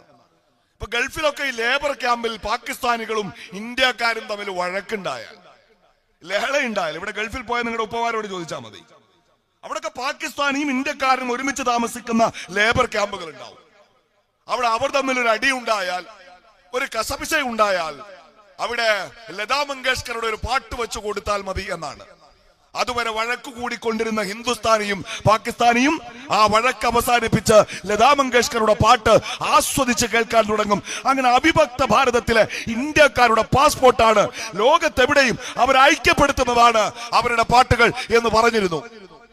ഈ ലതാ മങ്കേഷ്കർ 3 വർഷങ്ങൾക്ക് മുൻപ് മരണപ്പെട്ടപ്പോ സ്വാഭാവികമായും ഈ പാട്ടുകളൊക്കെ വരുന്നതിന് മുൻപ് ഷാരൂഖ് ഖാൻ എന്ന ഇന്ത്യയിലെ ബോളിവുഡ് താരം ഈ രാജ്യത്തെ ചെറുപ്പക്കാരുടെ ഹൃദയത്തിൽ ഇടം പിടിച്ച ഒട്ടേറെ സിനിമകളിൽ ഷാരൂഖ് ഖാന്റെ ഒട്ടേറെ പാട്ടുകൾ, ഷാരൂഖ് ഖാന്റെ അല്ല, ഷാരൂഖ് ഖാന്റെ നായികമാരുടെ പാട്ടുകൾ ലതാ മങ്കേഷ്കർ പാടിയിട്ടുണ്ട്. തുജേ ദേഖാ തോ യേ ജാനാ സനം, ആ പാട്ടുകൾ കേട്ടിട്ടുണ്ടോ? അതിന്റെ ഫീമെയിൽ വെർഷൻ പാടുന്നത് ലതാ മങ്കേഷ്കർ ആണ്. അങ്ങനെ ലതാ മങ്കേഷ്കർ മരിച്ചു കിടക്കുമ്പോ ഇന്ത്യയുടെ വാനമ്പാടി എന്ന് അടയാളപ്പെടുത്തപ്പെട്ട ഈ രാജ്യം കണ്ട ഏറ്റവും അനുഗ്രഹീതയായ ഗായിക കണ്ണടച്ചുറങ്ങുമ്പോ അവരോടുള്ള ഹൃദയബന്ധത്തിന്റെ പേരിൽ ഷാരൂഖ് ഖാൻ എന്ന ഇന്ത്യയിലെ ഏറ്റവും പ്രസിദ്ധനായ ചലച്ചിത്ര താരം ആ ഗായികയ്ക്ക് അന്ത്യോഭിവാദ്യങ്ങൾ അർപ്പിക്കാനെത്തി. അങ്ങനെ വരുമ്പോ ഷാരൂഖ് ഖാന്റെ കൂടെ അദ്ദേഹത്തിന്റെ മാനേജർ കൂടിയുണ്ട്. ആ മാനേജർ ഒരു സ്ത്രീയാണ്. അവരുടെ പേര് പൂജ ദത്കർ എന്നാണ്. പൂജ ദത്കർ ലതാ മങ്കേഷ്കറിന്റെ ഭൗതിക ശരീരത്തിന്റെ അരികിൽ കൈകൂപ്പി നിന്ന് പ്രാർത്ഥിച്ചു. ഷാരൂഖ് ഖാൻ ആ ഭൗതിക ശരീരത്തിന്റെ അരികിൽ നിന്ന് നമ്മളൊക്കെ ദുആയിരക്കുന്ന അംഗചേഷ്ടയോട് കൂടി പ്രാർത്ഥിച്ചു. അങ്ങനെ പ്രാർത്ഥിക്കുക മാത്രമല്ല, ഷാരൂഖ് ഖാൻ ഭൗതിക ശരീരത്തിനൊന്ന് വലം വെച്ചിട്ട് അന്ന് അദ്ദേഹം ധരിച്ചിരുന്ന മാസ്ക് താഴ്ത്തി ആ ഭൗതിക ശരീരത്തിനു നേരെ ഏതോ ഒരു പ്രാർത്ഥനാ വാചകം ഉരുവിട്ടു. ഇത് സ്വാഭാവികമായ വീഡിയോ ആണ്. അന്ന് ആ വീഡിയോ ഈ രാജ്യം മുഴുവൻ കൊണ്ടാടപ്പെട്ടത് ലതാ മങ്കേഷ്കറിന് അന്ത്യാഭിവാദ്യം അർപ്പിക്കുന്ന ഷാരൂഖ് ഖാൻ എന്ന നിലക്കാണ്. എന്നാൽ പിറ്റേ ദിവസമാകുമ്പോഴേക്കും ആ വീഡിയോയുടെ ചിത്രം മാറി. ആ വീഡിയോ ഇങ്ങനെ സർക്കുലേറ്റ് ചെയ്യപ്പെടുന്നത് കാണുമ്പോ ഷാരൂഖ് ഖാൻ എന്ന ജന്മം കൊണ്ട് മുസ്ലിമായ ഒരു മനുഷ്യനും അദ്ദേഹത്തിന്റെ മാനേജറായ ഹിന്ദു സ്ത്രീയായ പൂജ ദത്കറും അവരവരുടെ ആരാധനാ പ്രകാരം ലതാ മങ്കേഷ്കർക്ക് വേണ്ടി പ്രാർത്ഥിക്കുന്ന ആ ചിത്രം, ഒരേ വേദിയിൽ നിന്ന് ഒരുമിച്ച് പ്രാർത്ഥിക്കുന്ന ചിത്രം ഇന്ത്യയുടെ മതസൗഹാർദ്ദത്തിന്റെ ഒരു പ്രതീകം കണക്ക് വ്യാപകമായി പ്രചരിക്കപ്പെട്ടു. ഇത് പ്രചരിക്കുന്നത് ഇഷ്ടപ്പെടാത്ത ഒരു കൂട്ടർ ആ വീഡിയോയ്ക്ക് പുതിയ ഒരു നരേഷൻ കൊടുത്തു. അവർ പറഞ്ഞത് യഥാർത്ഥത്തിൽ ഷാരൂഖ് ഖാൻ ചെയ്തത് ലതാ മങ്കേഷ്കറുടെ മയ്യത്തിന് നേരെ തുപ്പുകയാണ്. അതിനാണ് മാസ്ക് താഴ്ത്തിയത്, അതിനാണ് നാക്കു നീട്ടിയത്. എന്നിട്ട് ഈ വീഡിയോ സ്ലോ മോഷനിലാക്കുമ്പോ ഒരു 3 വട്ടം കണ്ടാൽ നിങ്ങൾക്ക് പോലും സംശയം തോന്നിപ്പോവും യഥാർത്ഥത്തിൽ ഈ മനുഷ്യൻ തുപ്പുകയാണോ എന്ന്. അതിനവർ ഒരു പേര് കൂടി കൊടുത്തു. ആ പേര് തൂക് ജിഹാദ് എന്നാണ്. തൂക്ന എന്ന് വെച്ചാൽ തുപ്പുക എന്നാണ് ഹിന്ദിയിൽ അർത്ഥം. എനിക്ക് നിങ്ങൾ ഹിന്ദി പഠിക്കാൻ പരിപാടിയില്ല കേട്ടോ. തുമ്പച്ചാൽ അത് വെക്കണില്ല. തൂക്ന എന്നാൽ തുപ്പുക, തൂക് ജിഹാദോ തുപ്പൽ ജിഹാദ് എന്ന് വെച്ചാൽ ഈ മനുഷ്യൻ അവിടെ ചെയ്തത് അദ്ദേഹത്തിന്റെ ഇസ്ലാമികമായ ജിഹാദിന്റെ ഭാഗമായിട്ടുള്ള ഒരു തീവ്രവാദ പ്രവർത്തനമാണ്. യഥാർത്ഥത്തിൽ അത് ഉദ്ദേശിച്ചത് ലതാ മങ്കേഷ്കറുടെ ഭൗതിക ശരീരത്തെ അപമാനിക്കുക എന്നതാണ്. അയാൾ ചെയ്തത് തുപ്പുക എന്നതാണ്. സ്നേഹമുള്ള കുട്ടികളെ, ഈ കഥ കേൾക്കുമ്പോ നിങ്ങൾ അറിയേണ്ടത് രാജ്യം ഭരിക്കുന്ന സംഘപരിവാർ ഈ രാജ്യത്ത് ഒരു പ്രത്യേക സമുദായത്തിൽപ്പെട്ട മനുഷ്യരെ കോർണർ ചെയ്യാൻ സൃഷ്ടിച്ചിട്ടുള്ള വാക്കുകൾ ഈ രാജ്യത്തെ ഫാഷിസ്റ്റുകളുടെ ഡിക്ഷണറിയിൽ എമ്പാടും ഉണ്ട്. അതിലൊന്നാണ് തുപ്പൽ ജിഹാദ്, അതിലൊന്നാണ് ലവ് ജിഹാദ്, അതിലൊന്നാണ് ലാൻഡ് ജിഹാദ്, അതിലൊന്നാണ് മാർക്ക് ജിഹാദ്, അതിലൊന്നാണ് യൂറിൻ ജിഹാദ്, അതിലൊന്നാണ് വഖഫ് ജിഹാദ്. എന്ന് വെച്ചാൽ ഈ രാജ്യത്തെ സമുദായത്തിൽപ്പെട്ട മനുഷ്യരുടെ ഓരോ അടയാളങ്ങളെയും ഉപയോഗപ്പെടുത്തിക്കൊണ്ട് അവരെ ടാർഗറ്റ് ചെയ്യുന്ന, അവരെ ജിഹാദികളാക്കുന്ന, ഈ രാജ്യത്തിന്റെ ശത്രുക്കളായി ചിത്രീകരിക്കുന്ന നെറുകെട്ട ഒരു രാഷ്ട്രീയം ഇന്ത്യയിൽ തിടമ്പെഴുന്നള്ളി വരുന്ന കാലത്ത് ഈ രാജ്യത്ത് ഒരു വിദ്യാർത്ഥിക്ക് മുൻപിൽ നമ്മൾ വെക്കുന്ന രണ്ട് ഓപ്ഷൻ: നീ ജന്മം കൊണ്ടൊരു മുസ്ലിം ആണെങ്കിൽ നിനക്ക് നിന്റെ മുസ്ലിം എന്ന സ്വത്വബോധത്തെ അടിയറ വെക്കാം, ആ ഐഡന്റിറ്റിയെ നിനക്ക് അടിയറ വെക്കാം. നീ ജീവിക്കുന്ന ഈ പാണ്ടിക്കാട്ട് തെരുവില്, നീ പഠിക്കുന്ന ക്യാമ്പസിന്റെ ഇടനാഴികളില് നീ മുസ്ലിം അല്ലേ? നിങ്ങള് തുപ്പൽ ജിഹാദ് നടത്താറുണ്ടോ? നിങ്ങൾ ലാൻഡ് ജിഹാദ് നടത്താറുണ്ടോ? നിങ്ങൾ ഭീകരവാദികളാണോ? യഥാർത്ഥത്തിൽ ഈ രാജ്യത്തോട് നിങ്ങൾക്ക് കൂറുണ്ടോ? നിങ്ങളുടെ പൂർവികന്മാർ പാകിസ്ഥാനിലല്ലേ എന്ന് ചോദിക്കുമ്പോ ഒന്നുകിൽ നിങ്ങൾക്ക് തലകുനിക്കാം. എന്നിട്ടോ ഈ ചോദ്യങ്ങളെ നേരിടാൻ ധൈര്യമില്ലാത്തത് കൊണ്ട് ഞാനിതാ എന്റെ ഈ സ്വത്വത്തെ, എന്റെ ഈ വിശ്വാസത്തെ, എന്റെ ഈ ആദർശത്തെ അടിയറ വെക്കുന്നു എന്ന് പ്രഖ്യാപിക്കാം. അങ്ങനെ പ്രഖ്യാപിച്ചവരെമ്പാടുണ്ട് ഈ രാജ്യത്ത്. ഞാൻ മുസ്ലിം അല്ല എന്ന് പ്രഖ്യാപിച്ചവരുണ്ട്. ഒന്നുകിൽ നിങ്ങൾക്കങ്ങനെ ഭീരുക്കളെ പോലെ തലകുമ്പിട്ടു നടക്കാം, അതല്ലെങ്കിലോ ശരിയാണ്, ഞാൻ മുസ്ലിം ഐഡന്റിറ്റി ഉള്ള ഒരു കുട്ടിയാണ്, പക്ഷേ എന്റെ പാരമ്പര്യം എന്ന് പറയുന്നത് ഈ രാജ്യത്തെ ഭീകരവാദികളുടേതല്ല, തീവ്രവാദികളുടേതല്ല, ഈ രാജ്യത്തെ ഒറ്റുകൊടുത്തവരുടേതല്ല. ഈ രാജ്യമാകെ സാമ്രാജ്യത്വത്തിലേക്ക് ഇരമ്പിയാർത്തപ്പോ അവരുടെ ചെരുപ്പ് നക്കിയവരുടേതല്ല, ബ്രിട്ടീഷുകാരന്റെ ചെരുപ്പ് നക്കി നാക്ക് വഴുവഴുത്തു പോയവരുടെ കൂട്ടത്തിലല്ല, അവർക്ക് മാപ്പപേക്ഷ എഴുതി കൊടുത്തവരുടെ കൂട്ടത്തിലല്ല. ഈ രാജ്യത്തിന്റെ സ്വാതന്ത്ര്യത്തിന് വേണ്ടി ബ്രിട്ടീഷുകാരുടെ പട്ടാളത്തോട് പൊരുതി 200 രക്തസാക്ഷികൾ ചോര കൊടുത്ത ഈ പാണ്ടിക്കാട് അങ്ങാടിയിൽ നിന്ന് ഞാൻ വരുമ്പോ എന്റെ അസ്തിത്വം എന്ന് പറയുന്നത് ആ ധീര രക്തസാക്ഷികളുടെ ഉജ്ജ്വലമായ പാരമ്പര്യത്തിന്റേതാണ് എന്ന് പ്രഖ്യാപിക്കാൻ നിങ്ങൾക്ക് ആർജവമുണ്ടെങ്കിൽ നിങ്ങൾ ഉയർത്തേണ്ട പതാക MSFന്റെ പതാകയാണെന്ന് ഈ രാജ്യത്തെ വിദ്യാർത്ഥികളെ ഓർമ്മപ്പെടുത്തുക എന്നതാവണം ഈ സമ്മേളനങ്ങളുടെ ഒന്നാമത്തെ ലക്ഷ്യം. എന്നതുകൊണ്ടാണ് ഞങ്ങളൊക്കെ ഇത്തരം സമ്മേളനങ്ങളിൽ വന്ന് ഈ രാജ്യത്തെ പുതിയ തലമുറയോട് ഈ നാടിന്റെ വർത്തമാനകാല രാഷ്ട്രീയത്തെ കുറിച്ച് ആവർത്തിച്ച് സംസാരിച്ചു കൊണ്ടിരിക്കുന്നത് എന്നതാണ്. നമ്മുടെ രാജ്യത്ത് അങ്ങനെ ഒരു അവസ്ഥ ഒരുപക്ഷെ വിശദീകരിച്ച് പറയാൻ തീരുമാനിച്ചാൽ എത്രയും ഉദാഹരണങ്ങൾ ചൂണ്ടിക്കാണിക്കാൻ കഴിയുന്ന രൂപത്തിൽ ഇന്ത്യയുടെ ഭരണമാകെ RSSന്റെ കാൽച്ചുവട്ടിൽ അടിയറ വെക്കപ്പെട്ട ഒരു കാലത്ത് വിദ്യാർത്ഥികൾ എന്ന നിലക്ക് ഈ രാജ്യം അതിന്റെ മതനിരപേക്ഷ പാരമ്പര്യത്തെ വീണ്ടെടുക്കാൻ നടത്തിക്കൊണ്ടിരിക്കുന്ന ഉജ്ജ്വലമായ പോരാട്ടത്തിൽ നിങ്ങളെ കൂടി അണിനിരത്തുക എന്നതാണ്. മിനിഞ്ഞാന്ന് വളരെ അവിചാരിതമായി ഈ മലപ്പുറത്ത് മുസ്ലിം യൂത്ത് ലീഗിന്റെ ജില്ലാ കമ്മിറ്റി സംഘടിപ്പിച്ച ലിറ്ററേച്ചർ ഫെസ്റ്റിൽ വെച്ച് ഞാൻ കുറെ പുസ്തകങ്ങൾ വാങ്ങിയ കൂട്ടത്തിൽ ഒരു പുസ്തകം ഞാൻ വാങ്ങി. മിഡ് പോയിന്റ് എന്ന പ്രസാധകർ പ്രസിദ്ധീകരിച്ച പുസ്തകമാണ്. മിഡ് പോയിന്റ് ഈ സമ്മേളനമൊക്കെ സംഘടിപ്പിക്കുന്ന PK നവാസിന്റെയും CK നാജാഫിന്റെയും നേതൃത്വത്തിലുള്ള MSFന്റെ സംസ്ഥാന കമ്മിറ്റിയുടെ പ്രസിദ്ധീകരണ വിഭാഗമാണ്.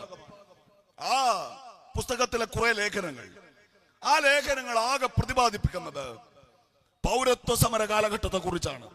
CAA ബില്ല് പാസ്സായപ്പോ NRC നടപ്പാക്കുമെന്ന് പറഞ്ഞപ്പോ അങ്ങനെ NRC നടപ്പാക്കി ഈ രാജ്യത്തെ നുഴഞ്ഞുകയറ്റക്കാരിൽ അവസാന താളെയും ഞങ്ങൾ അടിച്ചു പുറത്താക്കുമെന്ന് അമിത്ഷാ പ്രഖ്യാപിച്ചപ്പോ ആ നിയമം ഈ രാജ്യത്തിന്റെ പാർലമെന്റ് പാസ്സാക്കിയപ്പോ എന്നുവെച്ചാൽ കൃത്യമായി 2019 ഡിസംബർ മാസം 12-ാം തീയതി ഇന്ത്യയുടെ രാജ്യസഭ ആ ബില്ല് പാസ്സാക്കിയപ്പോ ഈ രാജ്യത്തുണ്ടായ വലിയൊരു ഭയമുണ്ട്, വലിയൊരു ഭീതിയുണ്ട്.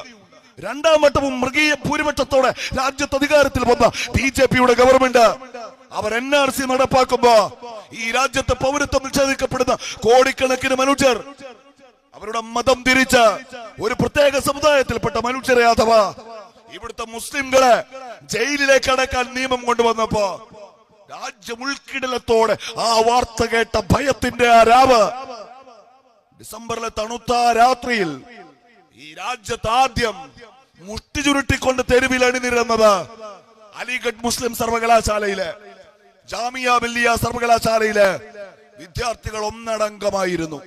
എന്തു ചെയ്യുമെന്നൊരു രാജ്യത്തെ മുതിർന്നവർ ആശങ്കയോടെ വേപത പൂണ്ട് ഉറങ്ങിയ ആ രാവിൽ ഈ ഫാസിസ്റ്റുകൾക്കെതിരെ മുട്ടുചുരുട്ടിയുള്ള അന്തിമമായ സമരമല്ലാതെ ഇന്ത്യയുടെ ജനങ്ങൾക്ക് മുന്നിൽ മറ്റൊന്നും അവശേഷിക്കുന്നെന്നത് ഈ രാജ്യത്തെ മുതിർന്നവരെ പഠിപ്പിച്ചത് ജാമിയയിലെ അലിഗഡിലെ വിദ്യാർത്ഥികളായിരുന്നു. ആ സമരത്തിന്റെ മുൻപിൽ നിങ്ങളോട് പരിഹസിക്കുമല്ലോ, ലീഗ് മലപ്പുറത്ത് മാത്രമാണ്, കോഴിക്കോട്ട് മാത്രമാണ്, കേരളത്തിൽ മാത്രമാണ്. നിങ്ങളുടെ MSF പാണ്ടിക്കാട്ട് മാത്രമാണ്. സ്നേഹമുള്ള കുട്ടികളെ, നിങ്ങൾ കൊടുക്കേണ്ട മറുപടി പൗരത്വ നിയമം പാസാക്കപ്പെട്ട രാവിൽ രാജ്യത്തിന്റെ തലസ്ഥാന നഗരിയിൽ അമിത്ഷായുടെ മൂക്കിന്റെ ആ കയ്യെത്തുന്ന അകലത്ത് ഈ രാജ്യത്തെ വിദ്യാർത്ഥികൾ സമരത്തിന്റെ കൊടിക്കൂറ ഉയർത്തിയപ്പോ ആ സമരത്തിന്റെ മുന്നിൽ ആവേശത്തോടെ പാറിക്കളിച്ച പതാക MSFന്റെ പതാകയായിരുന്നു എന്ന അഭിമാനത്തോടെ നിങ്ങൾക്ക് പറയാൻ കഴിയണം. ക്രൂരമായ പോലീസ് ലാത്തിചാർജിന് രാജ്യ തലസ്ഥാനം സാക്ഷ്യം വഹിച്ചു. ഒരുപക്ഷെ ഗാന്ധി രൂപം കൊടുത്ത മൗലാന മുഹമ്മദ് അലിയും മൗലാന ഷൗക്കത്ത് അലിയും നേതൃത്വം കൊടുത്ത ഈ രാജ്യത്തിന്റെ ദേശീയ പ്രസ്ഥാനത്തോട് നേർന്നു നിന്ന വമ്പിച്ച ചരിത്രമുള്ള ഈ രാജ്യത്തെ എല്ലാ കാലത്തും വിമോചനത്തിന്റെ സമരമുദ്രാവാക്യങ്ങൾ ആവേശത്തോടെ മുഴങ്ങിയ ആ സർവകലാശാല പ്രിയപ്പെട്ട വിദ്യാർത്ഥികളുടെ MSFന്റെ അടക്കമുള്ള പ്രവർത്തകരുടെ നിലവിളികൾ കൊണ്ട് മുഖരിതമായി. നിങ്ങളുടെ പ്രായത്തിലുള്ള കുട്ടികളെ, 20ഉം 21ഉം വയസ്സുള്ള കുട്ടികളെ ഈ രാജ്യത്തിന്റെ ആഭ്യന്തരമന്ത്രി നേരിട്ട് നിയന്ത്രിക്കുന്ന, രാജ്യ തലസ്ഥാനത്തിന് കാവൽ നിൽക്കുന്ന ഇന്ത്യയിലെ ഏറ്റവും എക്യുപ്പൈഡായ പോലീസ് സേന അവരുടെ ഗ്രനേഡുകൾ, അവരുടെ ലാത്തികൾ ഉപയോഗിച്ചുകൊണ്ട് തച്ച് നടുവടിക്കുന്ന കാഴ്ച ഈ രാജ്യം കണ്ടു. ആ പ്രതിരോധത്തിന്റെ മുൻപിലും സ്നേഹമുള്ളവരെ MSFന്റെ പതാക ഉണ്ടായിരുന്നു. ഞാൻ പറഞ്ഞത് ഈ പാണ്ടിക്കാട്ടെ MSF സമ്മേളനം ഞാൻ ആദ്യം സൂചിപ്പിച്ച സംഗീത വാദ്യങ്ങളുടെ അകമ്പടിയോടെ ആഘോഷരാവ് പോലെ ഇവിടെ നടക്കുമ്പോ ഈ രാജ്യത്തിന്റെ ക്യാമ്പസുകളിൽ, ഈ രാജ്യത്തിന്റെ തെരുവുകളിൽ ഇന്നലകളിൽ നടന്നിട്ടുള്ള ഇരമ്പിക്കയറുന്ന വിദ്യാർത്ഥി സമരങ്ങളുണ്ട്. ആ സമരങ്ങളോട് നിങ്ങൾക്ക് ഐക്യപ്പെടാൻ കഴിയുന്നില്ലെങ്കിൽ എന്റെ കൺമുന്നിൽ ഏതാണ്ട് 10, 70, 80, 103 വർഷങ്ങൾക്ക് മുൻപ് ഈ പാണ്ടിക്കാട് അങ്ങാടിയിൽ സൂര്യനസ്തമിക്കാത്ത സാമ്രാജ്യത്വത്തിനെതിരെ പൊരുതി വീണ് മരിച്ച ധീര രക്തസാക്ഷികളുടെ, നിങ്ങളുടെ പൂർവികന്മാരുടെ ആ കാലം നിങ്ങൾക്ക് ഓർത്തെടുക്കാൻ കഴിയുന്നില്ലെങ്കിൽ ഈ സമ്മേളനങ്ങളൊക്കെ വെറുതെയാണ് എന്ന് പറയാനാണ് ഞാൻ ഇത്രയും പറഞ്ഞു വെച്ചത്. ഞാൻ എന്തിനാ MSFന്റെ പരിപാടിക്ക് പോകേണ്ടത്? മുതിർന്ന ഞാൻ എന്തിനാ യൂത്ത് ലീഗ് ആവേണ്ടത്? മുസ്ലിം ലീഗ് എന്ന രാഷ്ട്രീയ പാർട്ടിക്ക് ഞാൻ കൊടുക്കുന്ന സമയം, ഞാൻ കൊടുക്കുന്ന ഊർജം, അതെന്റെ ഇൻസ്റ്റാഗ്രാമിലെ റീല് കണ്ടാല്, ഞാൻ എന്റെ ഫേസ്ബുക്ക് അക്കൗണ്ടിലെ ചിത്രങ്ങൾ ആഘോഷിച്ചാല്, ആ സമയം എനിക്കിഷ്ടമുള്ള കാര്യങ്ങൾക്ക് വേണ്ടി ഞാൻ ചിലവഴിച്ചാൽ എന്ത് നഷ്ടം? ഈ പാർട്ടിയോട്, ഈ പ്രസ്ഥാനത്തോട് എനിക്ക് എന്ത് കമ്മിറ്റ്മെന്റ്? ഈ ഭൂമിയിൽ ജനിച്ച് 13 വയസ്സ് തികയാത്ത, 18 വയസ്സ് തികയാത്ത, ആദ്യത്തെ വോട്ട് പോലും രേഖപ്പെടുത്താത്ത എനിക്ക് MSF എന്താ നൽകിയത് എന്ന ചോദ്യമുണ്ട്. അതിനാണ് ഞാൻ ഇവിടെ ഇരിക്കുമ്പോ പ്രിയപ്പെട്ട ഷമീം കയൊക്കെ എന്നോട് പറഞ്ഞ ഒരു പ്രധാനപ്പെട്ട കാര്യം, ഇത് പാണ്ടിക്കാടാണെന്ന് ഓർക്കണം. ഇവിടെ ഒരു വലിയ യുദ്ധം നടന്നിട്ടുണ്ട്. നിങ്ങളുടെ പൂർവികന്മാർ കൃത്യം 100 വർഷങ്ങൾക്ക് മുൻപ് ഇവിടെ നൂറുകണക്കിന് പേർ ബ്രിട്ടീഷുകാരുടെ വെടിയേറ്റു മരിച്ചിട്ടുണ്ട്. നിങ്ങളുടെ വെല്ലുമ്മമാർ വിധവകളായിട്ടുണ്ട്, നിങ്ങളുടെ വെല്ലുപ്പമാർ രക്തസാക്ഷികളായിട്ടുണ്ട്.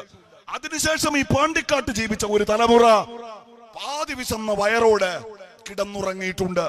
നിങ്ങളുടെ ഉപ്പമാർ കീർത്തുന്നിയ കുപ്പായങ്ങൾ ഇട്ടവരാണ്. നിങ്ങളുടെ ഉപ്പമാർ അക്ഷരം കൂട്ടി വായിക്കാൻ അറിയാത്തവരായിരുന്നു. അവരേറെ കവിഞ്ഞാൽ പഠിച്ചത് 10ാം ക്ലാസ് വരെയായിരുന്നു. നിങ്ങൾ ഇന്ന് അനുഭവിക്കുന്ന എല്ലാ സൗകര്യങ്ങളും അവർക്ക് നിഷേധിക്കപ്പെട്ടിരുന്നു.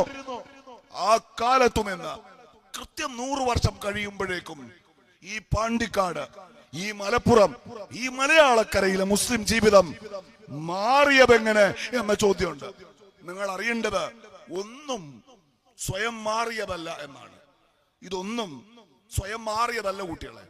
ഇതൊക്കെ വലിയ സമരങ്ങൾ കൊണ്ട് ഒരു തലമുറ ഇവിടെ മാറ്റി എടുത്തതാണ് എന്ന ബോധ്യം നിങ്ങൾക്കുണ്ടാവാനാണ് ഈ സമ്മേളനം ആ കാലത്തെ നിങ്ങളുടെ മുന്നിൽ അവതരിപ്പിക്കുന്നത്. അങ്ങനെ ഒരു പട്ടിണിയുടെ, ദാരിദ്ര്യത്തിന്റെ, അടിമത്ത മനോഭാവത്തിന്റെ ഒരു കാലം നിങ്ങളുടെ കൊടികളിൽ നിങ്ങൾ ആലേഖനം ചെയ്തു വെക്കാറുള്ള മഹാനായ നേതാവ് CH മുഹമ്മദ് കോയ സാഹിബ് ഒരു കാലത്ത് പറഞ്ഞതുപോലെ, കീസയിൽ നിന്ന് പൈസ എടുത്തു കൊടുത്ത് അങ്ങോട്ട് പണം കൊടുത്ത് ചുമതലപ്പെടുത്തുന്ന അഭിഭാഷകന്റെ മുൻപിൽ, വൃത്തിയുള്ള വസ്ത്രം ധരിച്ച ഒരാളിന്റെ മുൻപിൽ, സർക്കാർ ഓഫീസിലെ ഒരു മേശയ്ക്ക് മുൻപിൽ, ഒരു തെരുവിൽ ഒരു അധികാരിയുടെ മുൻപിൽ നടുനിവർത്തി നിൽക്കാൻ, വാ തുറന്ന് സംസാരിക്കാൻ ഭയന്ന പൂർവികരായിരുന്നു നിങ്ങളുടേത്. അവര് ഭീരുക്കളായതുകൊണ്ടല്ല, പിന്നെയോ അസാമാന്യമായ ധൈര്യത്തോടെ ഈ രാജ്യത്തിന്റെ ഭൂപടത്തിൽ മറ്റെവിടെയും അടയാളപ്പെടുത്തപ്പെട്ടതിനേക്കാൾ ധീരതയോടെ ബ്രിട്ടീഷുകാരെ വെല്ലുവിളിച്ചവരുടെ പിന്മുറക്കാരായിരുന്നു അവർ. പക്ഷെ സമരം കാലിടറി വീണുപോയപ്പോ ഈ പാണ്ടിക്കാടടക്കം മനുഷ്യന്റെ പിന്നെ ഭൗതിക ശരീരങ്ങൾ കൊണ്ട് ഈ മലപ്പുറത്തെ തെരുവുകൾ അനാഥരായ മക്കളുടെ നിലവിളികൾ കൊണ്ട് മുഖരിതമായപ്പോ ആത്മവിശ്വാസം നഷ്ടപ്പെട്ടവർ, ഭയന്നുപോയവർ, മുന്നോട്ടു നടക്കാൻ വഴികളില്ലെന്ന്, അഥവാ ഉണ്ടെങ്കിൽ തന്നെ ഇരുട്ടു തളം കെട്ടിക്കിടക്കുന്ന ആ വഴികളിൽ മുന്നോട്ടു നടക്കാൻ ഒരു കീർ വെളിച്ചം ഇനി പ്രതീക്ഷിക്കാനില്ല എന്ന് വിചാരിച്ചവർ അവരുടെ വഴികളിലേക്കാണ്, അവരുടെ യാതനകളിലേക്കാണ് 48 മാർച്ച് 10 മുസ്ലിം ലീഗ് എന്ന പ്രസ്ഥാനം പിറന്നു വീണത്. പിന്നെയും 1-2 പതിറ്റാണ്ട് കഴിഞ്ഞപ്പോ നിങ്ങൾ അഭിമാനത്തോടെ ഉയർത്തിപ്പിടിക്കുന്ന MSFന്റെ പതാക ഈ മലയാളക്കരയുടെ മണ്ണിൽ നിങ്ങളുടെ പൂർവികന്മാർ നാട്ടിവെച്ചത്, ഒരുപക്ഷെ അക്കാലത്ത് ആ പതാകയെ നെഞ്ചോട് ചേർത്ത് പിടിച്ച് പാണ്ടിക്കാട്ട് ഈ പ്രസ്ഥാനത്തെ മുന്നോട്ട് നയിച്ച നേതാക്കന്മാരാണ് എന്റെ പുറകിലിരിക്കുന്നത്. ഞാൻ ഇത്രയും പറഞ്ഞത് നിങ്ങൾ എവിടെ നിന്നെങ്കിലും വന്നവരല്ല എന്ന ചിന്തയുണ്ടാകണം. വലിയ ഒരു പോരാട്ടത്തിന്റെ, വലിയ ഒരു സമരത്തിന്റെ, നിങ്ങളെ നിങ്ങളാക്കാൻ നിങ്ങളുടെ പൂർവികർ ഈ മണ്ണിൽ നടത്തിയ ത്യാഗനിർഭരമായ യാതനാപൂർണമായ ഒരു വലിയ പോരാട്ടത്തിന്റെ ചങ്ങലക്കണ്ണിയിലെ ഇങ്ങേയറ്റത്തെ മനുഷ്യരാണ് ഞങ്ങൾ എന്ന അഭിമാന ബോധത്തോടെ വേണം നിങ്ങൾ MSFന്റെ പതാക നെഞ്ചേറ്റാൻ എന്ന് പറയാൻ ആഗ്രഹിക്കണം. ഞാൻ ഈ മലപ്പുറത്തെ കുറിച്ച്, ജാമിയ മില്ലിയ സർവകലാശാലയെ കുറിച്ച് ഈ കാലത്ത് MSFന്റെ ഒരു സമ്മേളനത്തിൽ പറഞ്ഞു വെച്ചത് ബോധപൂർവം തന്നെയാണ്. ഈ സമരങ്ങളുടെ, ഈ പോരാട്ടങ്ങളുടെ, പക്ഷെ നിങ്ങൾ വിദ്യാർത്ഥികൾ എന്റെ മുൻപിലിരിക്കുമ്പോ ഞാൻ എന്റെ പ്രസംഗത്തിൽ സമരം എന്ന വാക്ക് ബോധപൂർവം ഉപയോഗിച്ചതാണ്. കാരണം MSF സമരത്തിന് കൊടുക്കുന്ന ഒരു നിർവചനമുണ്ട്. ഇപ്പൊ കേരളം ചർച്ച ചെയ്യുന്ന ഒരുപാട് കാര്യങ്ങളുണ്ടല്ലോ. MSFകാരായ നിങ്ങളോട്, ഈ സംഘടനയുടെ പൂർവികരായിരുന്ന ഞങ്ങളെന്ന് പറയുമ്പോ നിങ്ങൾ എന്നെ പെടുത്തണ്ട. ഞാൻ ഒരു MSFകാരനായിരുന്നിട്ടില്ല. MSFകാരനായിരുന്നിട്ടില്ല എന്ന് മാത്രല്ല, ഞാൻ വിദ്യാർത്ഥിയായിരുന്ന കാലത്ത് MSFന്റെ കൊടിയ ശത്രുവായിരുന്നു. ഏതുവരെ എന്ന് ചോദിച്ചാൽ, ഞാൻ വിദ്യാർത്ഥിയായിരിക്കുമ്പോ എന്റെ ക്യാമ്പസിൽ MSFന്റെ യൂണിറ്റ് കമ്മിറ്റിയുടെ പ്രവർത്തനം ആരംഭിക്കാൻ മുന്നോട്ട് വന്ന ഒരു കുട്ടി, അവനിങ്ങനെ MSF ഉണ്ടാക്കാൻ ഒരു പരിപാടി ഉണ്ട് എന്ന് പറഞ്ഞപ്പോ അവനെ തേടിപ്പിടിച്ച് ആദ്യം ഭീഷണിപ്പെടുത്തിയ, പിന്നെയും അവൻ മുന്നോട്ട് പോയപ്പോ അവന്റെ മുഖത്ത് കൈകൾ ഉയർത്തി ഇടിച്ച ഒരാളാണ് ഞാൻ. എനിക്ക് MSFനോട് അങ്ങനെ ക്രൂരത ചെയ്തതിന്റെ ഒരു ഭൂതകാലം കൂടി ഉള്ളത് കൊണ്ടാണ് എവിടെ MSF സമ്മേളനത്തിന് വിളിച്ചാലും ഞാൻ അതിന്റെ വലുപ്പോ ചെറുപ്പോ ഒന്നും നോക്കാതെ ഓടിപ്പോകുന്നു. ഇതെന്റെ കുറ്റബോധമാണ്, ഇതെന്റെ പ്രാശ്ചിത്തമാണ്. നിങ്ങൾ നേതാക്കന്മാർ ഇത് സ്വീകരിക്കുക എന്ന് തൽക്കാലം പറയാനുള്ളൂ. ഞാൻ പ്രവർത്തിച്ച ആ വിദ്യാർത്ഥി സംഘടനയുടെ പേര് ഞാൻ പറയുന്നില്ല. പക്ഷേ ആ വിദ്യാർത്ഥി സംഘടന ഇപ്പോ വാർത്തകളിൽ നിറയുന്നുണ്ട് എന്നതാണ്. നിങ്ങൾ MSFകാർ വാർത്തകളിൽ നിറയുന്നത് എങ്ങനെയാണ്? നിങ്ങൾ MSFകാർ വാർത്തകളിൽ നിറയുന്നത് നിങ്ങളുടെ സമ്മേളനങ്ങൾ കൂടിയാണ്. നിങ്ങൾ ഈ രാജ്യത്ത് വിതരണം ചെയ്ത മെമ്പർഷിപ്പ് താല്പര്യപൂർവ്വം ഏറ്റുവാങ്ങിയ ഒരു പെൺകുട്ടി, അവൾ ഈ മലപ്പുറത്തെ ഒരു ചെറിയ ഗ്രാമത്തിൽ അവളുടെ ചെറിയ വീട്ടിലിരുന്ന് ആകാശത്തുകൂടി വിമാനം പറത്തുന്നതിനെ കുറിച്ച് സ്വപ്നം കാണുമ്പോ അവൾക്ക് ആ സ്വപ്നം കാണാനുള്ള ചുറകുകൾ പിടിപ്പിച്ചു കൊടുത്ത സർഗാത്മകമായ ഇടപെടലുകളുടെ പേരിലാണ് കേരളത്തിന്റെ രാഷ്ട്രീയ ഭൂപടത്തിൽ MSF എന്ന 3 അക്ഷരം അടയാളപ്പെടുത്തപ്പെടുന്നത്. നിങ്ങളെ കുറിച്ച് കുറെ കാലങ്ങൾക്ക് ശേഷം കേരളത്തിലെ ഗവൺമെന്റിന് വലിയൊരു ആലോചന വന്നിരിക്കുന്നു. അവരിപ്പോ ഇവിടെ സ്വകാര്യ സർവകലാശാലകൾ, പ്രൈവറ്റ് യൂണിവേഴ്സിറ്റികൾ ആരംഭിക്കാൻ തീരുമാനിച്ചിരിക്കുന്നു. നിങ്ങളെ ബാധിക്കുന്ന ഒരു വിഷയമാണ്, അതുകൊണ്ടാണ് ഞാൻ അത് പറയുന്നത്. വല്ലാതെ ദീർഘിപ്പിക്കാതെ ഞാൻ അവസാനിപ്പിക്കാം. അവരത് അനുവദിക്കാൻ തീരുമാനിച്ചു. ഇങ്ങനെ അനുവദിക്കാൻ തീരുമാനിക്കുമ്പോൾ നമ്മൾ കേരളത്തിൽ നടക്കുന്ന ഒരു ചർച്ചകൾ നിങ്ങൾക്കറിയാലോ. ഇവിടെ ഇരിക്കുന്ന MSFകാർ പോലും ഒരുപക്ഷെ അവരുടെ +2 വിദ്യാഭ്യാസം പൂർത്തിയാക്കിയാൽ വിദേശ രാജ്യങ്ങളിൽ പോകണം എന്നാഗ്രഹിക്കുന്നവരാണ്. അവിടെ കുറെ കൂടി മെച്ചപ്പെട്ട സർവകലാശാലകളുണ്ട്, കുറെ കൂടി അപ്ഡേറ്റഡ് ആയ ഒരു സിലബസ് ഉണ്ട്. കുറെ കൂടി സ്വാതന്ത്ര്യം നിങ്ങൾക്ക് അനുഭവിക്കാൻ കഴിയുമെന്ന പ്രതീക്ഷയുണ്ട്. ഈ രാജ്യത്തിൻ്റെതുപോലെ മതത്തിന്റെ പേരിൽ നിങ്ങൾ വേട്ടയാടപ്പെടില്ല എന്ന സ്വാതന്ത്ര്യ ബോധം നിങ്ങൾ വഹിക്കുന്നുണ്ട്.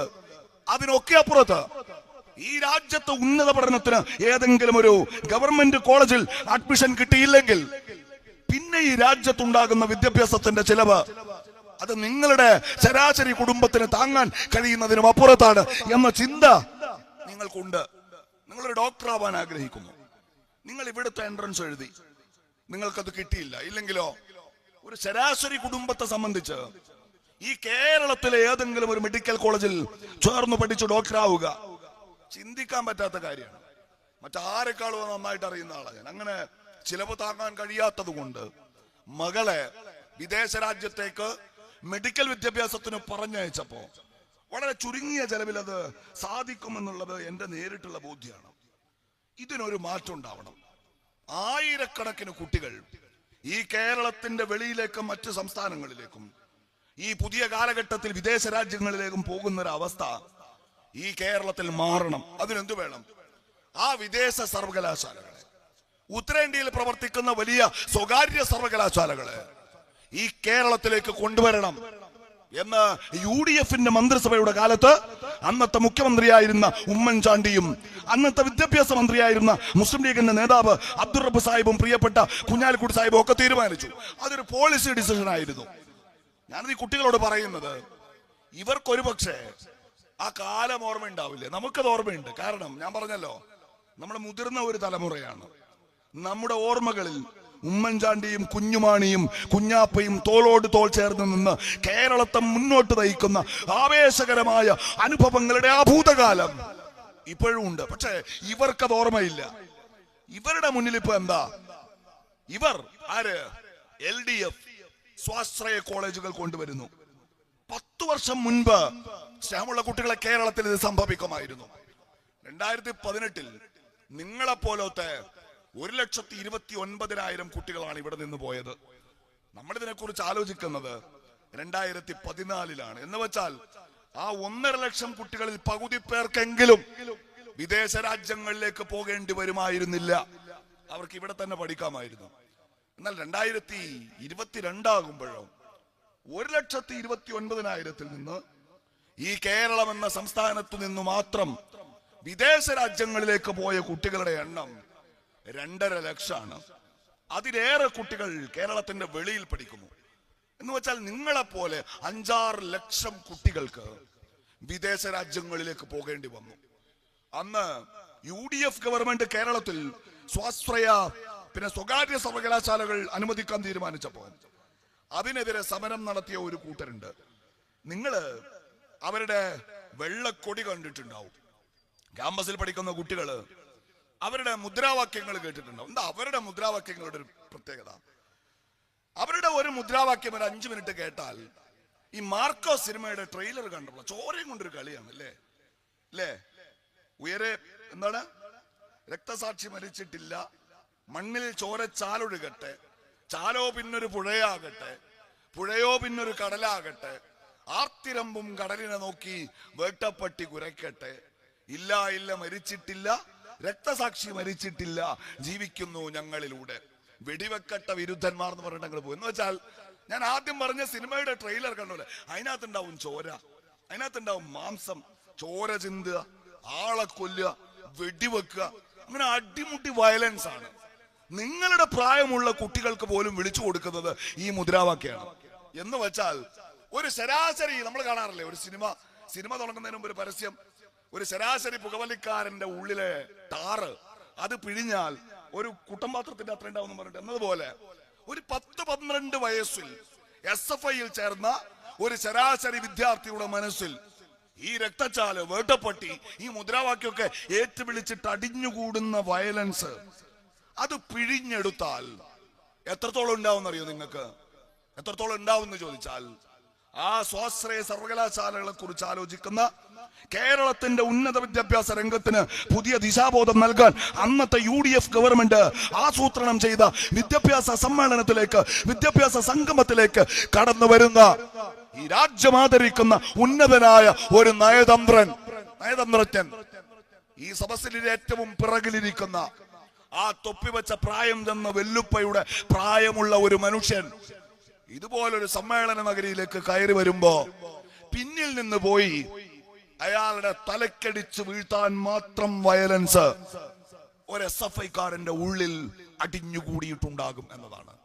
നമ്മൾ കണ്ടല്ലോ കഴിഞ്ഞ ദിവസം ദൃശ്യങ്ങള്.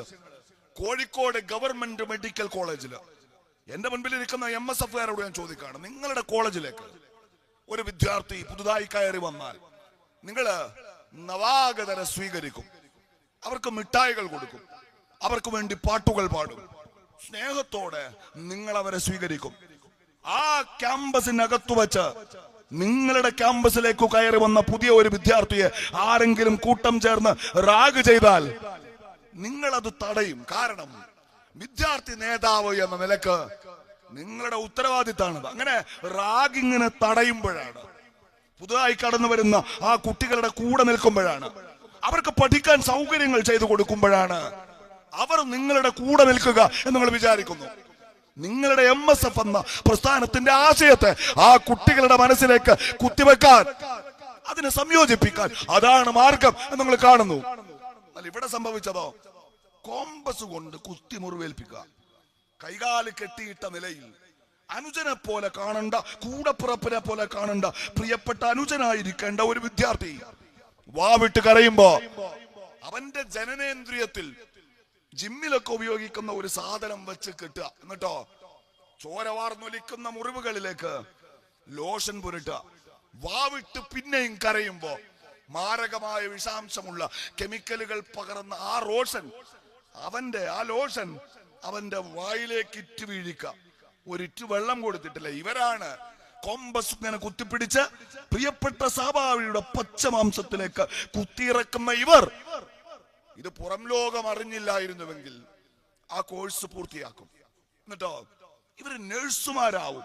എന്നെയും നിങ്ങളെയും പോലെയുള്ള മനുഷ്യർ വിശ്വാസത്തോടെ അവിടെ ചെല്ലുമ്പോ അവര് നമ്മളെ ചികിത്സിക്കാനുണ്ടാകും എന്നതാണ്. ഇതൊരു സങ്കടകരമായ കാര്യമാണ്, നമ്മളെയൊക്കെ വിഷമിപ്പിക്കുന്ന ഒരു കാര്യമാണ്. കേരളത്തിന്റെ ക്യാമ്പസുകൾ ഇമ്മട്ടിൽ മുൻപ് ഈ നാട് കേട്ടിട്ടില്ലാത്ത വിധം വയലൻസിന്റെ കേന്ദ്രങ്ങളായി മാറുന്നു. അതിന്റെ പ്രതിപത്തിക ചേടി ചെല്ലുമ്പോഴോ അവിടെ ഉണ്ട് ഒരു രാഹുൽ രാജ് ആരാണ്? രാഹുൽ രാജ് ഞാൻ ആദ്യം പറഞ്ഞ 13ാമത്തെ വയസ്സ് മുതൽ വിളിക്കുന്ന മുദ്രാവാക്യങ്ങളിൽ വേട്ടപ്പട്ടികളെ കുറിച്ച്, രക്തച്ചാലുകളെ കുറിച്ച് ആവർത്തിച്ച് പറയാറുള്ള ആ വിദ്യാർത്ഥി സംഘടനയുടെ പ്രവർത്തകരാണ്. തീർന്നില്ല, ഈ മലപ്പുറത്ത് ഈ പാണ്ടിക്കാട് നിന്ന് വെളിപ്പാടകല് വണ്ടൂരിലെ SFI-യുടെ നേതാവാണ്. ഈ വണ്ടൂരിൽ നിന്ന് അങ്ങ് കോട്ടയത്ത് എത്തിയിട്ടും അവന്റെ കൽബിൽ ആ 13ാമത്തെ വയസ്സിൽ വിളിച്ച ഞാൻ ആദ്യം പറഞ്ഞ മുദ്രാവാക്യങ്ങളാൽ കുത്തിവെക്കപ്പെട്ട വയലൻസിന് 1% പോലും കുറവില്ല. ഇതിന് മുൻപ് നമ്മൾ കേട്ടല്ലോ. ഇവിടെ ഇപ്പൊ രാഹുൽ രാജ് മാത്രമേ ഉള്ളൂ, ഓൻ SFI-കാരനല്ല, ഓനെ ഞങ്ങൾ കണ്ടിട്ടില്ല എന്നൊക്കെ പറയാം. എന്നാ വയനാട്ടിലോ സിദ്ധാർത്ഥ് എന്ന് പറയുന്ന ഒരു വിദ്യാർത്ഥി കൊല്ലപ്പെട്ടല്ലോ. എങ്ങനെയാ കൊല്ലപ്പെട്ടത്? റാഗ് ചെയ്ത് കൊലപ്പെടുത്തി. ഒരു വലിയ ഹോസ്റ്റൽ കെട്ടിടം, അതിന്റെ ഒത്ത നടുക്ക് ഞാൻ ആദ്യം സൂചിപ്പിച്ചതുപോലെ കൂടെ പഠിക്കുന്ന വിദ്യാർത്ഥിയെ പൂർണ്ണ നഗ്നനാക്കി നിർത്തുക, പച്ചവെള്ളം നിഷേധിക്കുക, ഭക്ഷണം നിഷേധിക്കുക, ഊഴം കാത്തു നിന്ന് ഈ സീനിയർ വിദ്യാർത്ഥികൾ കൈ കഴക്കുന്നത് വരെ അവനെ മാറി മർദ്ദിക്കുക. എന്നിട്ടോ ഈ മർദ്ദനം സഹിക്കവയ്യാതെ അത്രയും കൂടി നിൽക്കുന്ന മനുഷ്യരിൽ നിന്ന്, ഒരാളിൽ നിന്ന് പോലും സാന്ത്വനത്തിന്റെ ഒരു വാക്കു ലഭിക്കാതെ സിദ്ധാർത്ഥൻ എന്ന പാവപ്പെട്ട ഒരച്ഛന്റെ ഒരമ്മയുടെ മകൻ അവൻ പഠിക്കുന്ന ക്യാമ്പസിൽ ആത്മഹത്യ ചെയ്തു. ആ പ്രതികളുടെ പേര് വായിച്ചാലോ, അവരുടെ പേരല്ല, അവരുടെ പേരിന്റെ പിറകിൽ ഈ സമ്മേളനത്തിന് നോട്ടീസിൽ നിങ്ങൾ എഴുതി വെച്ചല്ലോ. ബാസിത്ത് MSF-ന്റെ ജില്ലാ ഭാരവാഹി, ഹസീബ് ഇവിടുത്തെ പഞ്ചായത്ത് പ്രസിഡന്റ്, ആദില് ഇവിടുത്തെ ജനറൽ സെക്രട്ടറി, നിങ്ങൾ എഴുതി വെച്ചല്ലോ. അതുപോലെ എഴുതി വെക്കാം.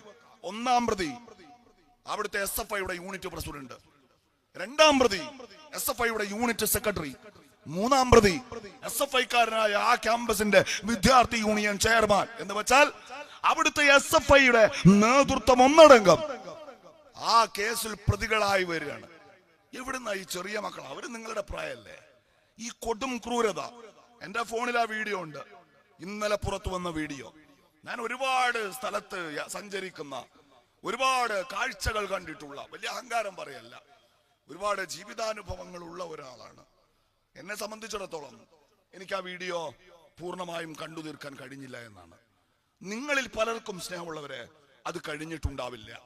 ഇവിടെ MSFന്റെ ഈ സമ്മേളനത്തെ വിമർശന ബുദ്ധിയോടെ നോക്കിക്കാണുന്ന പാണ്ടിക്കാട്ടെ ഒരു CPM പ്രവർത്തകനുണ്ടെങ്കിൽ അയാൾക്ക് പോലും അയാളുടെ ഉള്ളിൽ എന്റെ മകൻ എന്ന് തുടിക്കുന്ന ഒരച്ഛന്റെ ഹൃദയമുണ്ടെങ്കിൽ അത് കണ്ടു നിൽക്കാൻ കഴിയില്ല.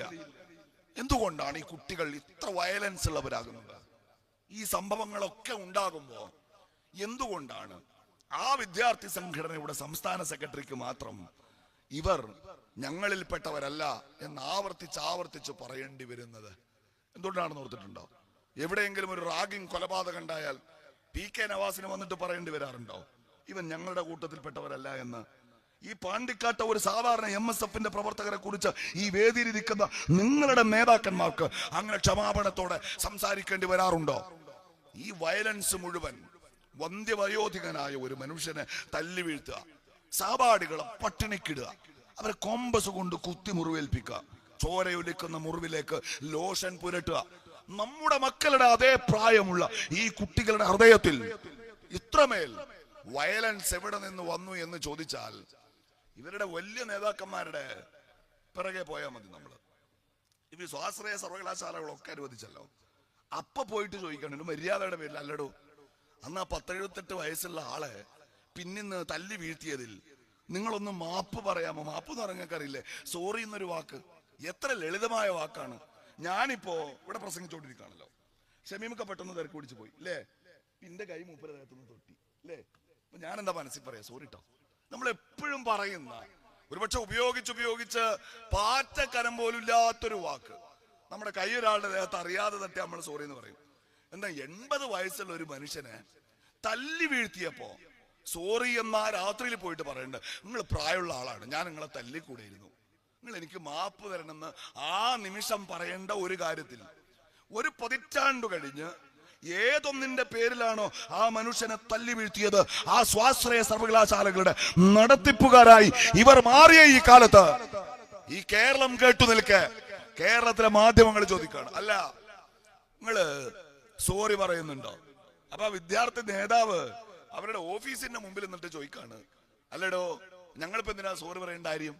ഇപ്പൊ പാണ്ടിക്കാട്ടെ കുട്ടികൾ നമ്മുടെ റാലി നടത്തിയല്ലോ, അപ്പൊ ഇവര് എന്തെങ്കിലും ഇവിടുത്തെ നാട്ടുകാർക്ക് ഒരു ബുദ്ധിമുട്ടുണ്ടാക്കിയാല് ഇവര് സോറി പറയുന്നില്ല.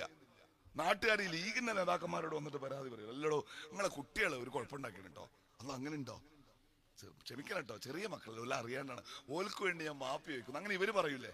എന്നാ ഇച്ചങ്ങായി പറയൂല, ഇവരെ മൂത്ത മേധാവിനോട് ചോദിക്കാം, ഓലെ പാർട്ടി സെക്രട്ടറിയോട് ചോദിക്കാം, ഇതിന് മാപ്പ് പറയാൻ ഉദ്ദേശമുണ്ടോ? അപ്പൊ മൂപ്പരും പറഞ്ഞു, മാപ്പില്ല കോപ്പില്ല, ഞങ്ങളുടെ കൈ കിട്ടിയ ഞങ്ങൾ ഇനിയും തല്ലും എന്നാണ്. എന്നാ ഇവര് കോളേജിൽ പഠിക്കുന്ന കുട്ടികളാണല്ലോ, ആ കോളേജിൽ പഠിക്കുന്ന കുട്ടികൾക്കൊരു മന്ത്രി ഉണ്ടല്ലോ, ഉന്നത വിദ്യാഭ്യാസ മന്ത്രി.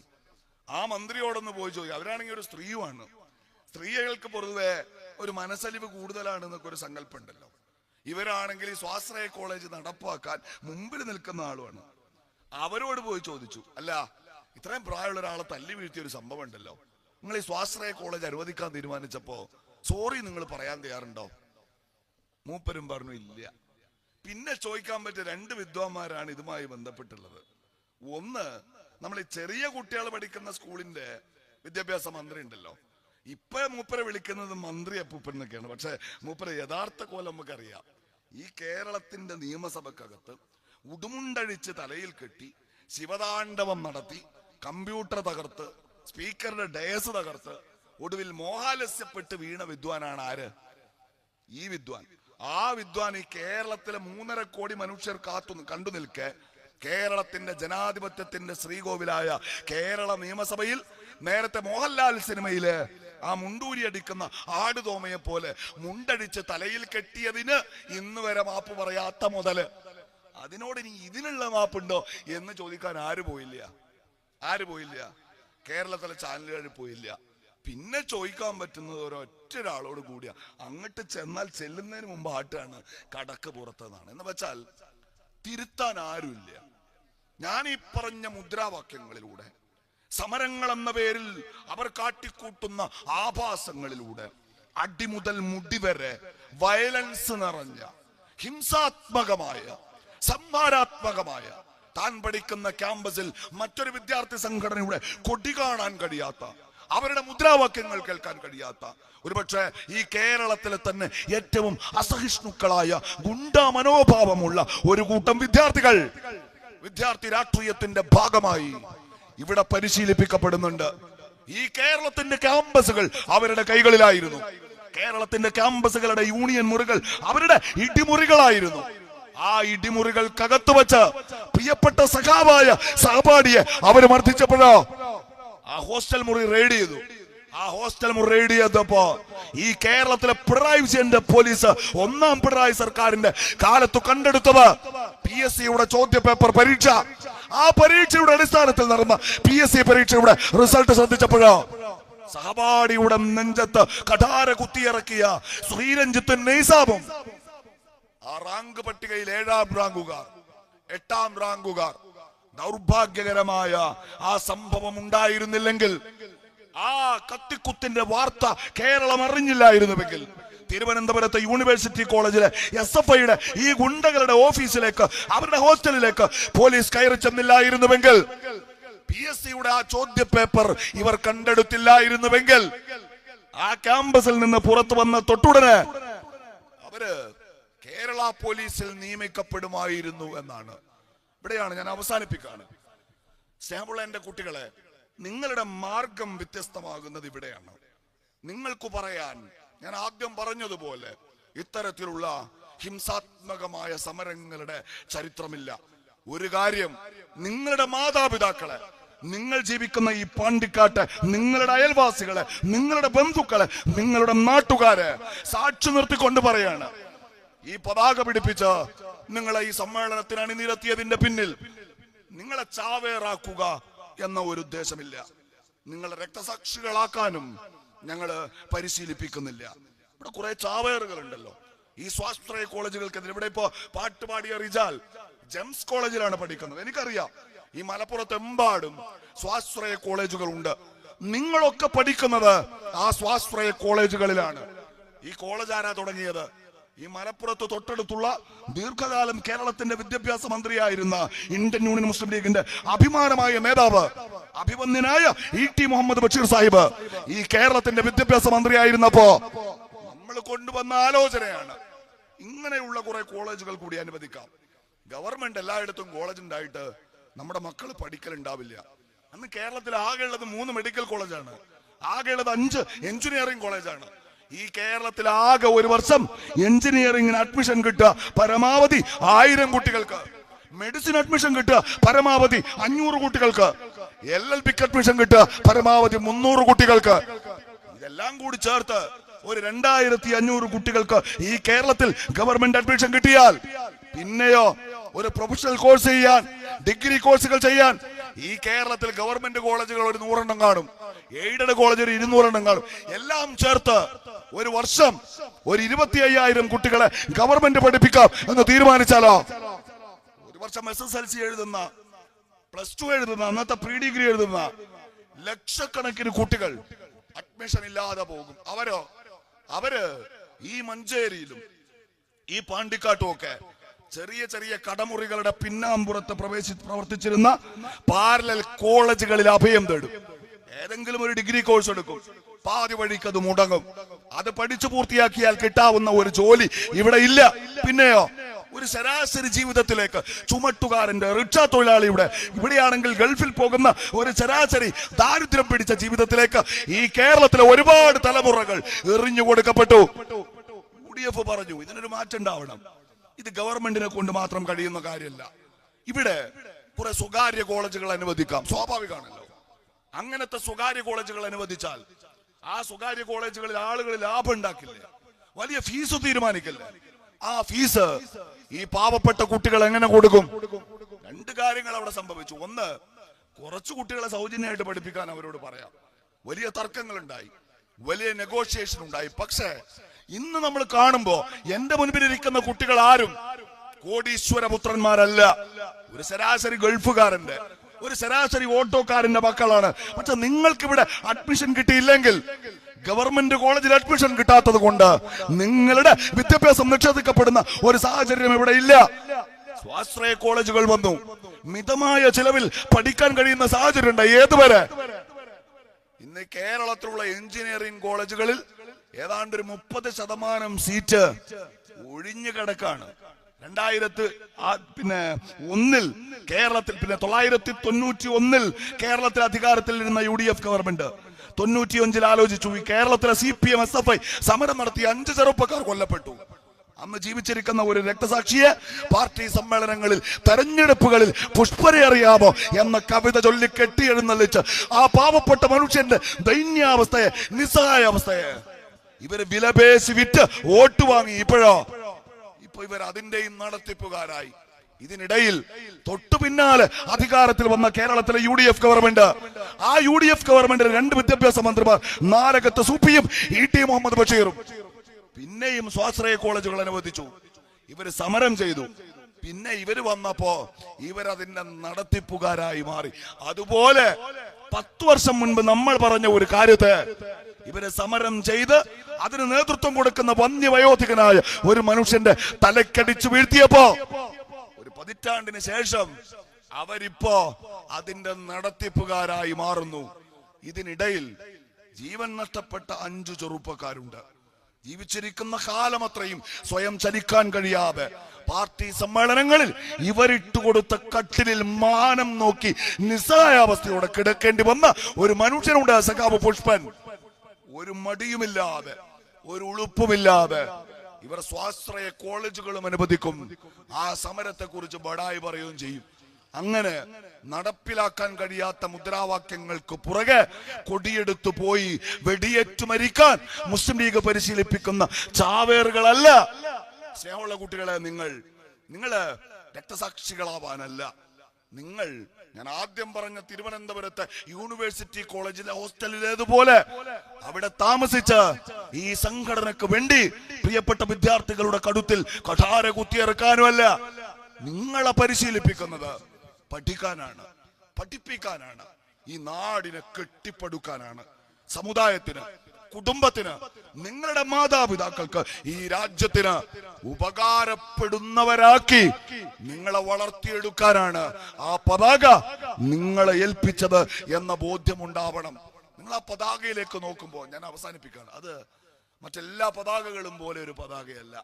ഞാൻ ആദ്യം സൂചിപ്പിച്ചതുപോലെ ഈ നാട്ടിലെ ഒരു വിഭാഗം മനുഷ്യർ, ഞാൻ ആദ്യം പറഞ്ഞ ഉത്തരേന്ത്യയിലൊക്കെ ഈ സമുദായത്തിൽപ്പെട്ട മനുഷ്യർ നേരിടുന്ന യാതനകളെക്കാൾ ഭീകരമായ യാതനകളുടെ ഒരു ഭൂതകാലം അനുഭവിച്ച നിങ്ങളുടെ പൂർവികർ അവരെ മുന്നോട്ടു നടത്തിയ പതാകയാണ്.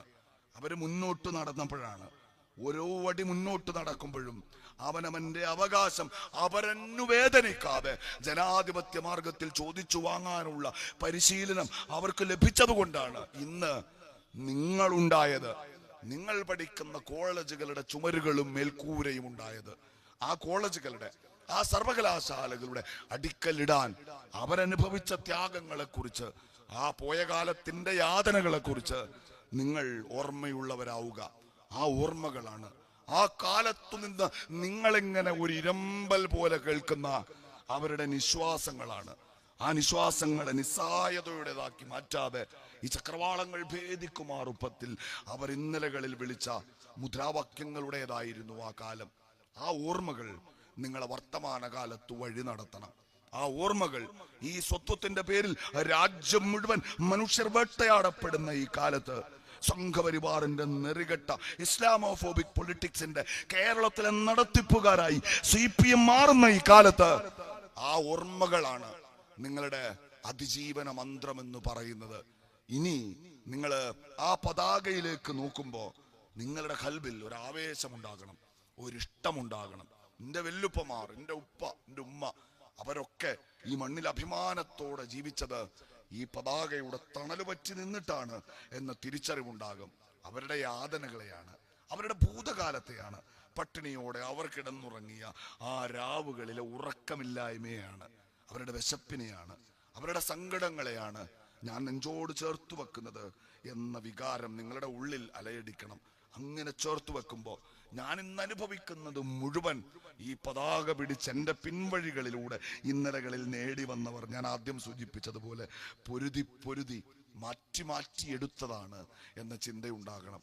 അങ്ങനെ അവരുടെ കണ്ണീരിൽ മാറി മാറി പദം വന്ന ഒരു ലോകത്തിന്റെ സമൃദ്ധികളാണ്, സൗഭാഗ്യങ്ങളാണ്, അവരുണ്ടാക്കി തന്ന ഇസ്സത്താണ് ഞാൻ അനുഭവിക്കുന്നത് എന്ന നന്ദി ഉണ്ടാകണം. എന്നിട്ടൊരു വട്ടം കൂടി നിങ്ങൾ ഇന്ന് വിളിച്ചതുപോലെ MSF സിന്ദാബാദ് എന്ന മുദ്രാവാക്യം വിളിക്കണം. ആ മുദ്രാവാക്യത്തിന് വീണ്ടും ഈ രാജ്യത്തിന്റെ അതിരുകളിൽ ദിഗന്ധങ്ങൾ ഭേദിക്കുന്ന പ്രകമ്പനത്തോടെ മുഴങ്ങാൻ കഴിയും.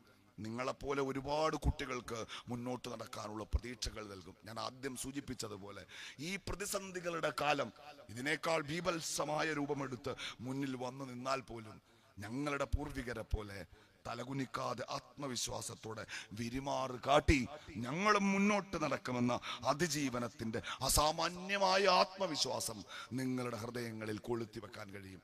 അവസാനിപ്പിക്കുന്നു. അഭിവാദ്യങ്ങൾ. അസ്സലാമു അലൈക്കും.